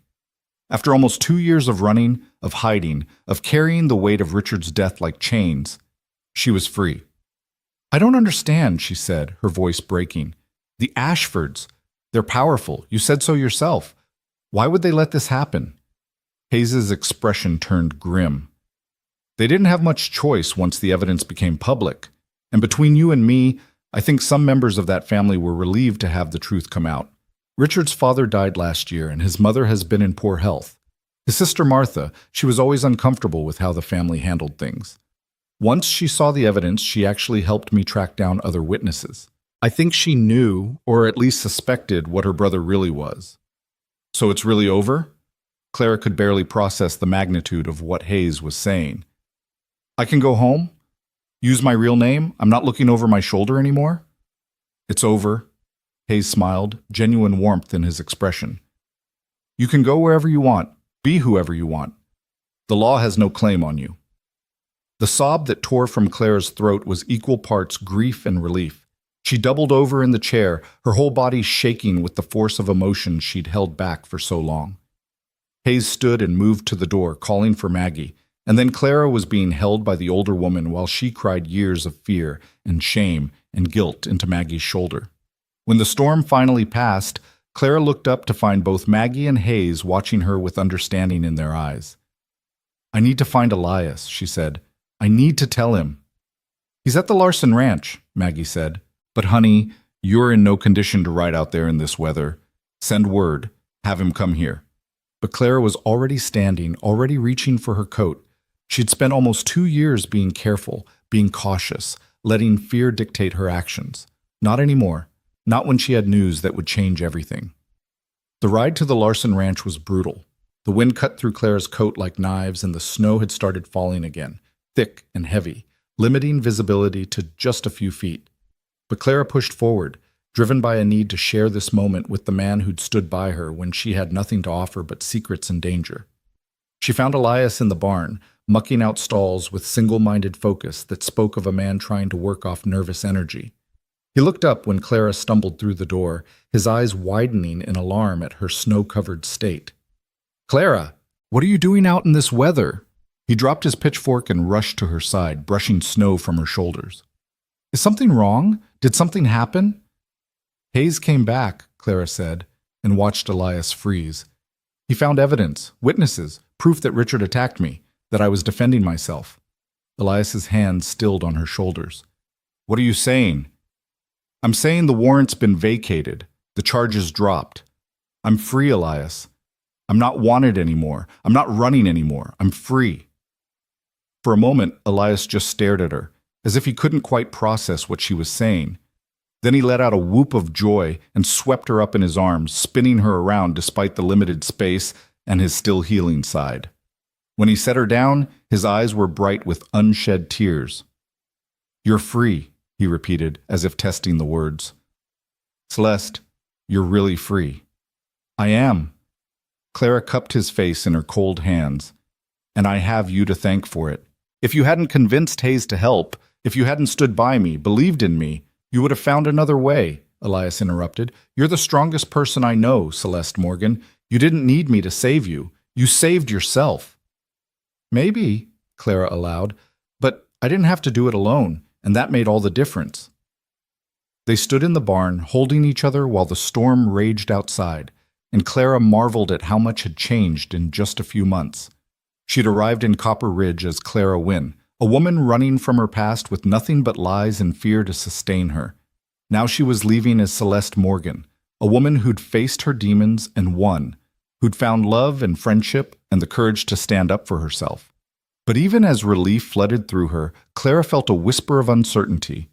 She was free to go anywhere now, to reclaim her old life if she wanted. She could return to San Francisco, to her father, and the house on Nob Hill, and the society she'd once belonged to.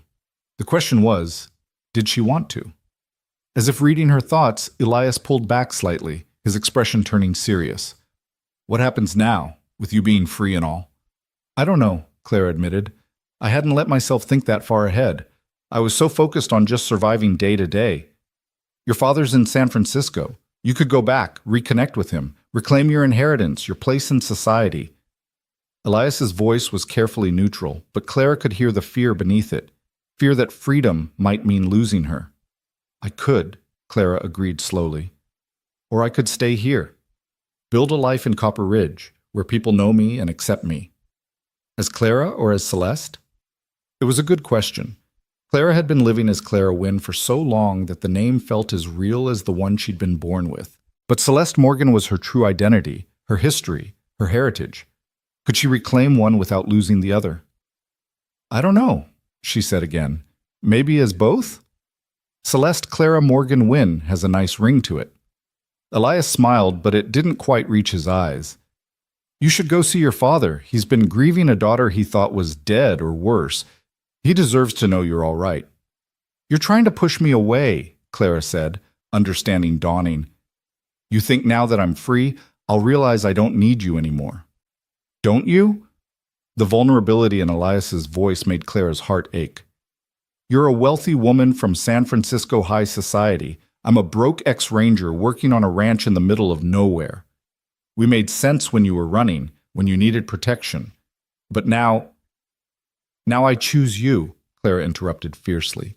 Not because I need you, but because I love you, because you saw me at my worst and didn't run, because you believed in my innocence when you had no reason to, because you make me laugh and challenge me to be brave and hold me when the nightmares come. That doesn't change just because the law says I'm free. You deserve more than a life in Montana Territory, Elias insisted. You deserve balls and opera and society, all the things you gave up. I gave those things up the moment I hit Richard Ashford with that candlestick, Clara said bluntly. And you know what? I don't miss them. Not the way I thought I would. Yes, I miss my father. Yes, I'd like to reconcile with him. But the life I had before, the expectations, the suffocating rules, the constant performance, I don't want that back. What do you want? Clara looked at this man who'd become her anchor, her safe harbor, her home. I want mornings at the Silver Spur with you reading Homer by the stove. I want to build something real here, where people are judged by their character instead of their pedigree. I want to wake up every day knowing I chose this life instead of having it chosen for me. And most of all, I want you, if you'll have me. Elias crushed her against his chest, his voice rough with emotion. If I'll have you. Celeste, I've been yours since that first cup of coffee. I just didn't think I had the right to ask you to stay. You don't have to ask. I'm staying. Clara pulled back enough to look him in the eye. But I do need to go to San Francisco, at least for a visit. I need to see my father to explain everything that happened, and I need to face that city one more time, as a free woman instead of a fugitive. Will you come with me? To San Francisco? Elias looked startled. I'm not exactly high society material, Celeste. Neither am I, not anymore. But I need you there. Need you to help me face my past so I can fully embrace my future. Clara took his hands, her voice turning pleading. Please, Elias, come with me. Meet my father. See where I came from. And then we can decide together where we're going. Elias was quiet for a long moment, clearly wrestling with doubt and insecurity. Then he nodded slowly. All right. If it's important to you, I'll go. But I'm telling you now, I don't own a suit, I don't know which fork to use at fancy dinners, and I'm probably going to embarrass you. You could never embarrass me, Clara said firmly. You're the most honorable man I know. Anyone who can't see that isn't worth impressing. They spent the rest of the afternoon making plans. They'd leave for San Francisco in a week, giving Clara time to prepare for the journey and to help Maggie find someone to cover her shifts at the saloon. Marshal Hayes had already provided documentation clearing Clara's name, which would make travel easier and safer. For the first time in almost 2 years, she could move freely without fear of arrest. That evening, back at the Silver Spur, Clara found herself surrounded by an impromptu celebration. Maggie had spread this word about Clara's exoneration, and half the town seemed to have turned out to congratulate her. Even Sheriff Morrison stopped by, tipping his hat and saying he'd known all along she was innocent. Clara accepted their well wishes with grace, but she was acutely aware of the absences. Jake Mercer was nowhere to be seen, having apparently taken Elias's advice and left town. And there were a few townspeople who didn't come, who still viewed her with suspicion despite the judge's ruling. But more people came than stayed away, and that felt like a victory in itself. "Speech!" someone called out, and soon the whole room was chanting for Clara to say something. She climbed onto a chair, feeling ridiculous and touched in equal measure, and looked out at the faces of people who'd become her community. "I don't know what to say," she began, then smiled. "Except thank you. When I came to Copper Ridge, I was running from my past and didn't know if I'd ever stop. You gave me a place to rest, a chance to rebuild, and friendship when I desperately needed it. You didn't ask questions you knew I couldn't answer, and you accepted me anyway. That's a gift I'll never forget. Where will you go now?" someone asked. Back to California? For a visit, Clara confirmed. I have family there I need to reconnect with, but Copper Ridge is my home now. This is where I found myself again, and this is where I'm staying. The cheer that went up made Clara's eyes sting with tears. These people, rough miners and hardscrabble ranchers, saloon girls and shopkeepers, had become her family in a way San Francisco society never had. They'd seen her at her lowest and helped lift her up. They'd protected her secret and celebrated her freedom. They were proof that home wasn't about where you came from, but about where you chose to belong. As the celebration wound down and people began filtering out into the cold night, Elias found Clara behind the bar, washing glasses with mechanical precision. "You all right?" he asked, taking the glass from her hands and setting it aside. "I think so," Clara said. "It's just, everything's happening so fast. This morning I was still a fugitive, still looking over my shoulder. Tonight I'm free, planning a trip to San Francisco, thinking about a future I'd given up hoping for. It doesn't feel quite real yet." "It's real," Elias assured her. "And it's going to stay real. No one's taking this away from you, Celeste. You've earned your freedom." "Have I?" The question emerged before Clara could stop it. "Sometimes I wonder if I really deserve this. Richard is still dead. I still killed him, even if it was in self-defense. His family is still grieving, still dealing with the scandal of what he did. How can I just walk away from that and be happy?" Elias took her face in his hands, forcing her to meet his eyes. "Because you fought for your life and won. Because you've spent almost 2 years paying for a crime that wasn't really a crime. Because everyone deserves a second chance at happiness, including you. Richard made his choices, and those choices led to his death. That's not on you, Celeste. That's on him. I want to believe that. Then believe it. And if you can't believe it yet, trust me to believe it for you until you can." Elias pressed a gentle kiss to her forehead. "You're a good person who did what she had to do to survive. That's all. No more guilt, no more shame, just life, moving forward, getting better." Clara nodded, letting his words settle into her heart. It would take time to fully accept her innocence, to stop carrying the weight of Richard's death, but she was starting to believe it might be possible. The week before their departure passed in a blur of preparation. Clara wrote a letter to her father, the first communication they'd had in almost 2 years, explaining everything that had happened and telling him she was coming home for a visit.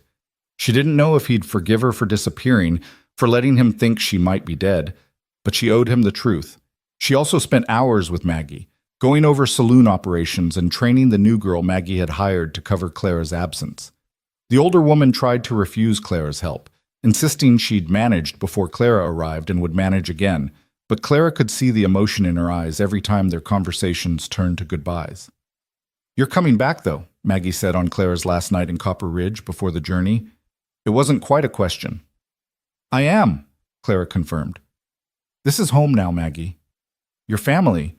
I'm not walking away from that. Even if your father wants you to stay, even if San Francisco offers you everything you gave up, even then." Clara hugged the older woman fiercely. "You gave me a job when I had nothing. You trusted me when you had no reason to.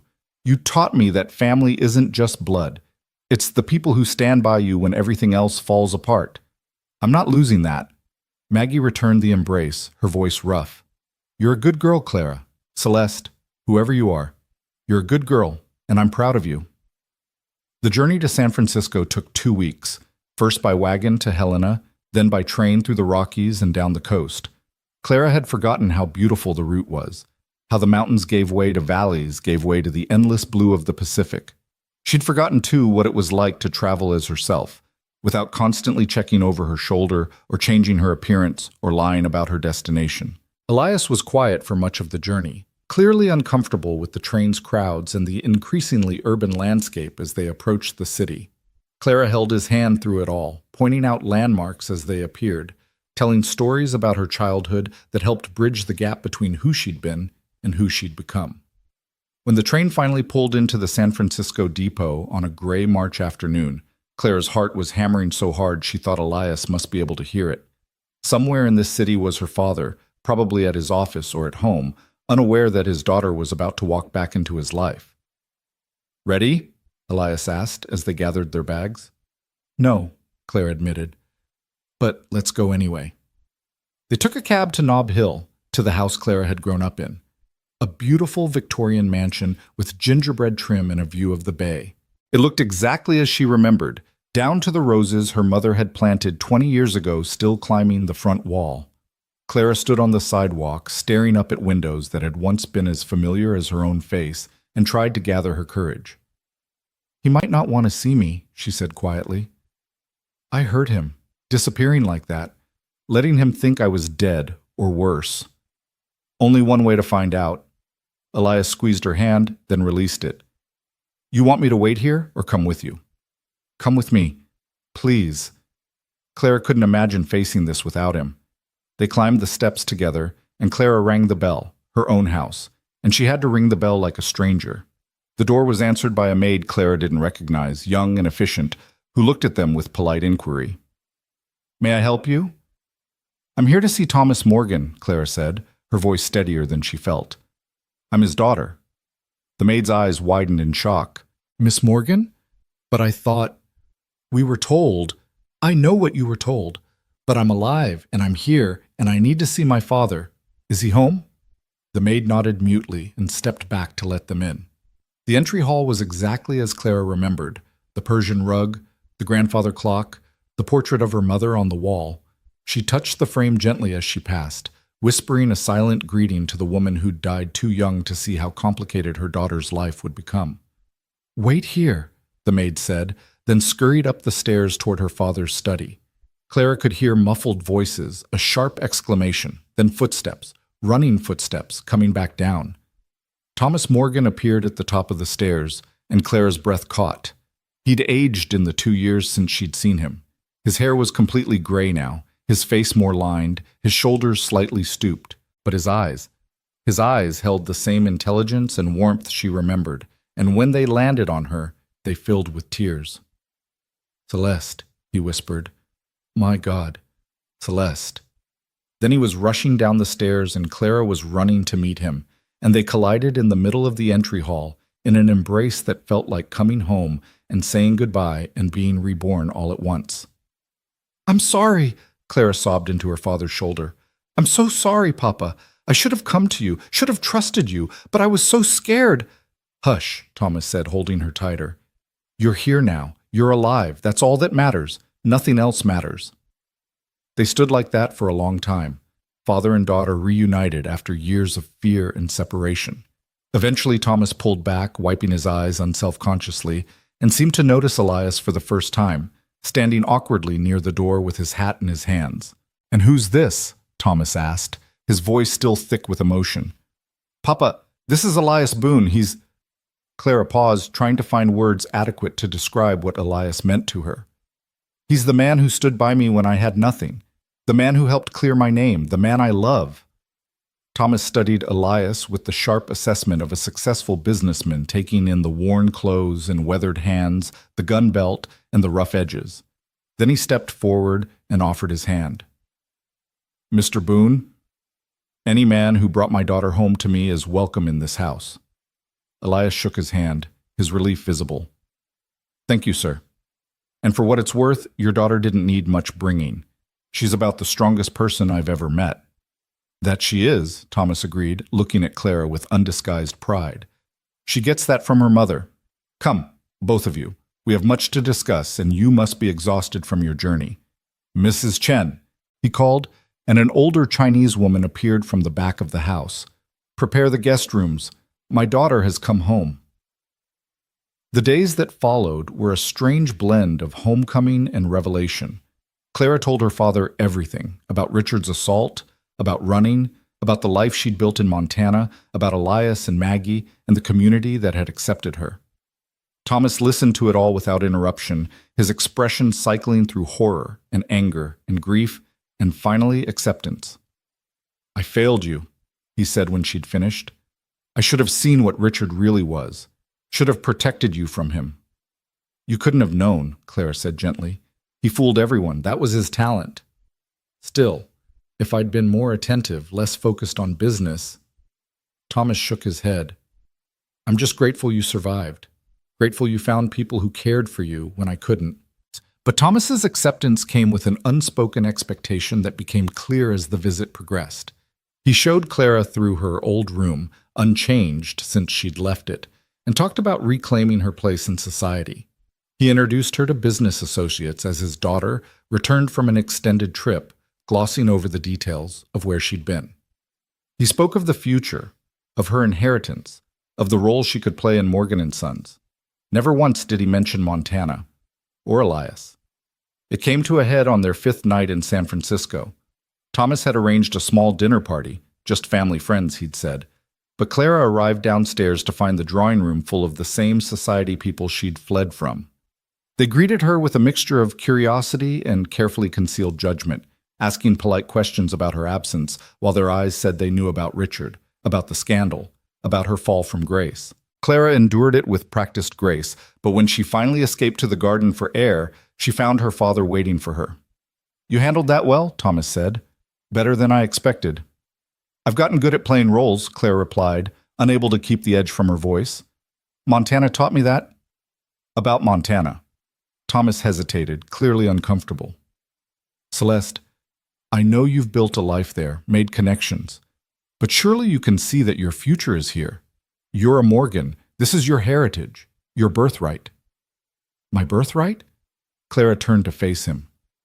"Papa, this city tried to destroy me. These people—" She gestured toward the house, toward the party still in progress. "They believed the worst of me without question.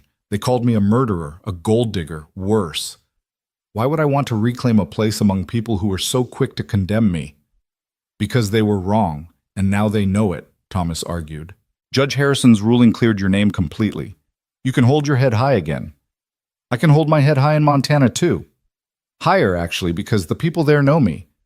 They saw me at my lowest and helped me anyway. They didn't need a judge's ruling to believe in my worth." Thomas was quiet for a moment. "This is about that cowboy, isn't it?" Elias Boone. "This is about me," Clara corrected. "About who I am and who I want to be. Yes, Elias is part of that, but it's bigger than him. It's about choosing a life that's mine instead of living up to someone else's expectations. I'm not trying to control you," Thomas said, wounded. "I just want you to have the life you deserve, the opportunities you sacrificed. I know you do, Papa, and I love you for it. But what you think I deserve and what I actually want aren't the same thing anymore." Clara took his hands, her voice gentle. "I came here to reconnect with you, not to reclaim my old life. I needed to see you, to explain what happened, to make sure you knew I was all right. But my home is in Copper Ridge now. My future is there. With the cowboy. With Elias, yes, but also with Maggie and the Silver Spur and a community that let me be myself instead of demanding I fit into a pre-made role." Clara squeezed his hands. "Come visit me there, Papa. See what I've built. Meet the people who matter to me. Maybe then you'll understand." Thomas looked at her for a long moment, his expression unreadable. Then he sighed, and Clara saw acceptance finally settling into his features. "You really have changed, haven't you? You're not the girl I remember." "No," Clara agreed. "I'm not. That girl died the night Richard attacked her. I'm someone different now, someone stronger, I think. Someone who knows her own mind and isn't afraid to fight for what matters." "Your mother would be proud," Thomas said quietly. "She always said you had steel in you, hiding under all that silk and propriety. I see it now." The acknowledgement brought tears to Clara's eyes. "Will you come visit? I want you to see my life, Papa. Want you to know Elias properly, not just as the man who brought me home, but as the man I'm choosing to build a future with." "I'll come," Thomas promised. "Give me a few months to arrange things at the office, but I'll come, and I'll try," he smiled wryly, "to be appropriately impressed by Montana territory, even though I hear it's colder than a banker's heart." Clara laughed, the tension finally breaking. "It is. But it's beautiful too, Papa, wild and honest and real in a way this city never was for me." They returned to the party together, united if not entirely in agreement. For the rest of the evening, Clara played her role one last time. The prodigal daughter returned, gracious and polished and appropriate. But inside, she was already planning her return to Montana, to Elias and Maggie and the life she'd chosen.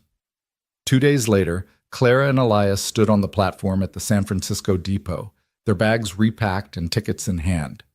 Thomas had come to see them off, and he surprised Clara by pulling Elias aside for a private conversation while she checked their luggage. When they returned, Elias looked slightly shell-shocked, and Thomas wore an expression of grim satisfaction. "What did you say to him?" Clara demanded of her father. "Just that if he hurts you, I'll hunt him down myself, business empire or no business empire," Thomas replied cheerfully. Then his expression softened. "And that I'm trusting him with my most precious treasure, that I can see he loves you, and that," his voice grew thick, "that I'm grateful to him for keeping you safe when I couldn't." Clara hugged her father one last time, breathing in the familiar scent of his cologne and committing the moment to memory. "I love you, Papa. I'll write every week, I promise. And you'll come visit in the summer?" "In the summer," Thomas confirmed. "Now go. Your train is boarding, and I'm told Montana waits for no one." As the train pulled out of the station, Clara watched her father's figure grow smaller and smaller until he disappeared entirely. She felt Elias's arm come around her shoulders, solid and reassuring, and leaned into his warmth. "No regrets?" he asked quietly. "None," Clara said, and meant it. She'd made her peace with the past, reconnected with her father, and chosen her future with clear eyes and a full heart. "Let's go home." The journey back to Montana felt different from the trip out. Where before Clara had been tense with anticipation and worry about facing her father and her past, now she felt light, unburdened in a way she hadn't experienced since before Richard Ashford had entered her life. She watched the landscape change through the train window, the coastal cities giving way to farmland, then mountains, then the wide open spaces of the frontier, and felt like she was traveling towards something instead of away from it. Elias seemed to sense her mood shift. He'd been quiet and reserved in San Francisco, clearly uncomfortable with the wealth and formality of her father's world, but as they moved farther from the city, his natural ease returned. He smiled more, joked with other passengers, and held Clara's hand openly instead of with the careful propriety he'd maintained at the Morgan house. "Feel good to be heading home?" he asked as they crossed into Montana territory, the familiar peaks of the Rockies rising in the distance. "Better than good," Clara replied. "I feel like I can breathe again. San Francisco was important. I needed to see my father, needed to face that city as a free woman. But it's not home anymore. Maybe it never really was. Your father seemed disappointed you weren't staying." "He was. But he also understood, I think. Or he will, eventually." Clara squeezed Elias's hand. "What did he say to you at the station? You never told me." Elias's ears reddened slightly. "Just father things. Asked about my intentions, warned me that you were accustomed to a certain standard of living, told me he'd make my life hell if I didn't treat you right." "He threatened you?" Clara was torn between horror and amusement. "Not threatened exactly. More like, stated facts." Elias grinned. "I liked him, actually. He loves you fiercely, even if he doesn't always know how to show it. Reminds me of my own father that way." "Tell me about your family," Clara said, realizing she knew surprisingly little about Elias's background beyond the broad strokes he'd shared. "Your mother you've mentioned, but what about siblings? Other family?" "Two sisters, both younger. Rose and Margaret, we call her Maggie, actually, which is partly why your boss felt familiar to me from the start." Elias's expression grew distant with memory. "Rose married a rancher and has 3 kids now. Maggie, my Maggie, she's a teacher in Sweetwater, smart as a whip, that one. Used to beat me at chess regularly when we were growing up." "Do they know about me?" "I wrote to them from San Francisco, told them I'd met someone, that I was planning to settle in Montana for good." He looked at her, suddenly uncertain. "Unless you want to go to Texas? I know it's warmer, and my family's there." "Montana's where we built our life together," Clara interrupted. "That's where we stay. But maybe we could visit your family sometime. I'd like to meet the women who raised such a good man." "They'd like you," Elias said with confidence. "My mother especially. She always said I needed someone who'd challenge me, keep me honest. You do both." They arrived in Copper Ridge on a bright April afternoon when the snow was finally melting and the first hints of spring were showing in the valleys. The town looked smaller than Clara remembered, more rough-hewn after weeks in San Francisco's sophistication, but it felt right in a way the city never had. This was a place where people were judged by their actions rather than their ancestry, where hard work mattered more than social connections, where Clara could be exactly who she was without pretense or performance. Maggie was waiting for them at the Silver Spur, and Clara barely had time to set down her bag before the older woman pulled her into a crushing embrace. "Thought you might not come back," Maggie said gruffly. "Thought San Francisco and your fancy father might convince you to stay." "Not a chance," Clara replied, returning the hug with equal fervor. "This is home, Maggie. Your family. I wasn't leaving that behind." "Good. Because I've been holding your position, and I'd hate to waste the effort training someone new." But Maggie's eyes were suspiciously bright, and Clara knew the older woman was more moved than she'd admit. That evening, the saloon filled with people wanting to hear about Clara's journey, and she found herself telling edited versions of her reunion with her father and her time in the city. She left out the uncomfortable moments, the society judgment, her father's initial resistance to her return to Montana. Instead, she focused on the resolution, the healing, the sense of coming full circle. "So you're really staying?"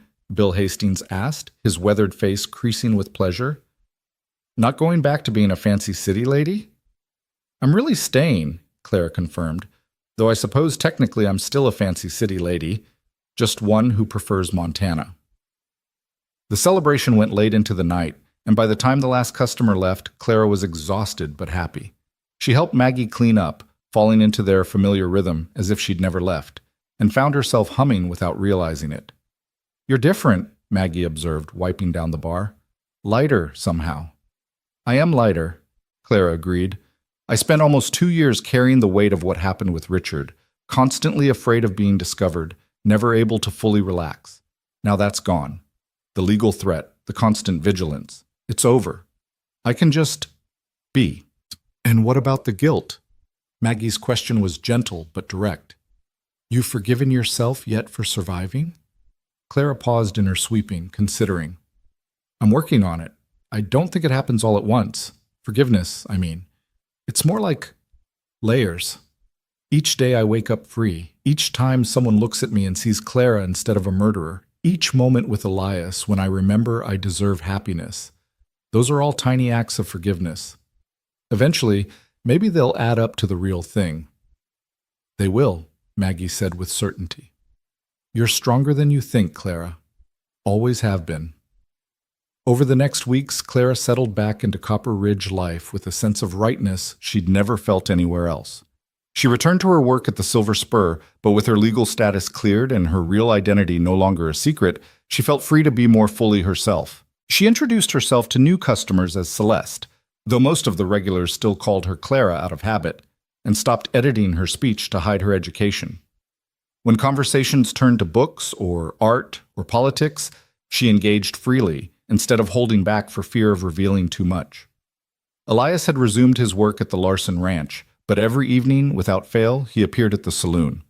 Sometimes they'd have dinner together, sometimes they'd just talk, and sometimes they'd take long walks through the town and surrounding countryside, watching winter release its grip on the land. They talked about everything and nothing, their childhoods, their dreams, their fears, their hopes for the future.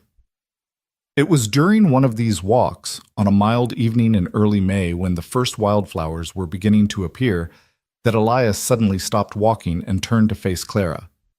"Marry me," he said, the words emerging without preamble or preparation.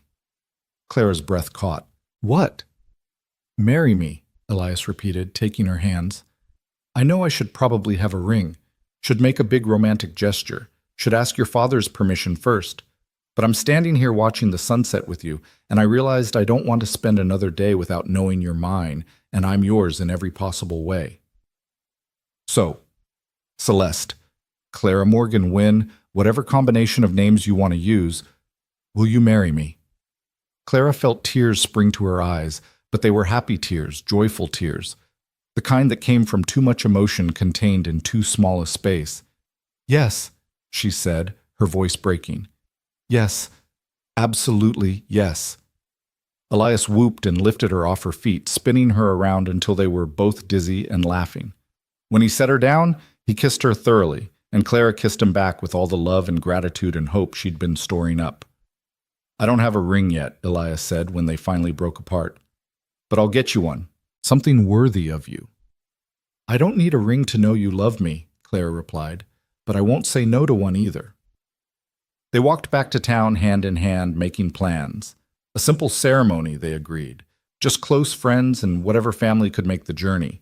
Maggie could stand up with Clara. They'd marry in the church, have a celebration at the Silver Spur, and start their life together properly. "Where will we live?" Clara asked practically. "Your room at the boarding house is barely big enough for one person, and mine above the general store isn't much better." "I've been thinking about that," Elias said. "There's a piece of land available just outside town, the old Henderson place where we confronted Mercer. The land's good, and we could build a house there. Start a ranch maybe, or just have space for horses and a garden. A real home, Celeste, one we build together." The idea of reclaiming the place where she'd faced down Jake Mercer and chosen courage over fear felt symbolically perfect. "I love it," Clara said, "though I know nothing about building houses or running ranches." "We'll learn together," Elias assured her. "That's what marriage is, isn't it? Learning how to build a life as you go, making mistakes, and fixing them together." When they shared their news at the Silver Spur that evening, Maggie cried openly and insisted on hosting the wedding celebration herself. "About time," she said, wiping her eyes. "I've been waiting for that cowboy to make an honest woman of you since he first walked through that door."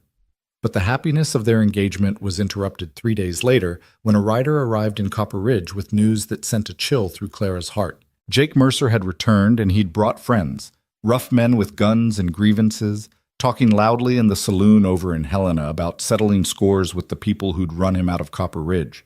Sheriff Morrison delivered the news personally, his expression grave.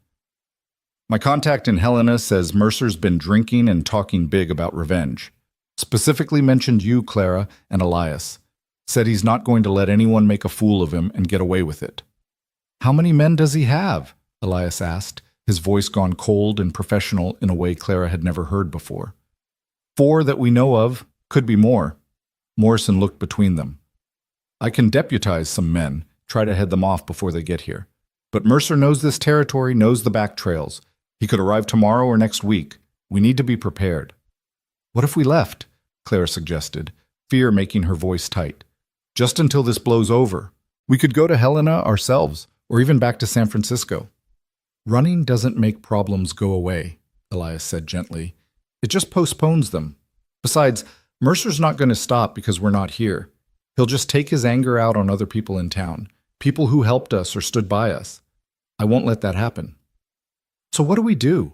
Clara demanded, frustration warring with fear. "Just wait for him to show up and start shooting?" "We prepare," Morrison said. "We make sure everyone in town knows what's coming and is ready. We set up positions, make sure we have clear sight lines, establish a signal system.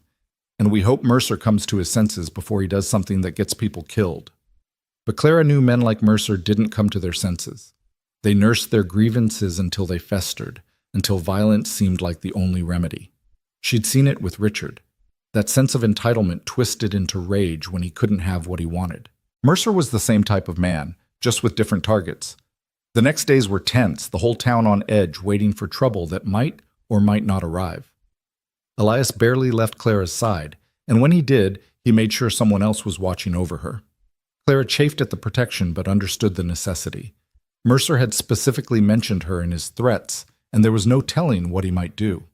She kept working at the Silver Spur, partly because Maggie needed the help, and partly because staying busy kept her from dwelling on worst-case scenarios. But she was acutely aware of every customer who walked through the door, every shadow that moved outside the windows, every unexpected sound. On the 6th day after Morrison's warning, trouble finally arrived. Clara was serving lunch to a table of miners when the sound of multiple horses approaching made everyone in the saloon freeze.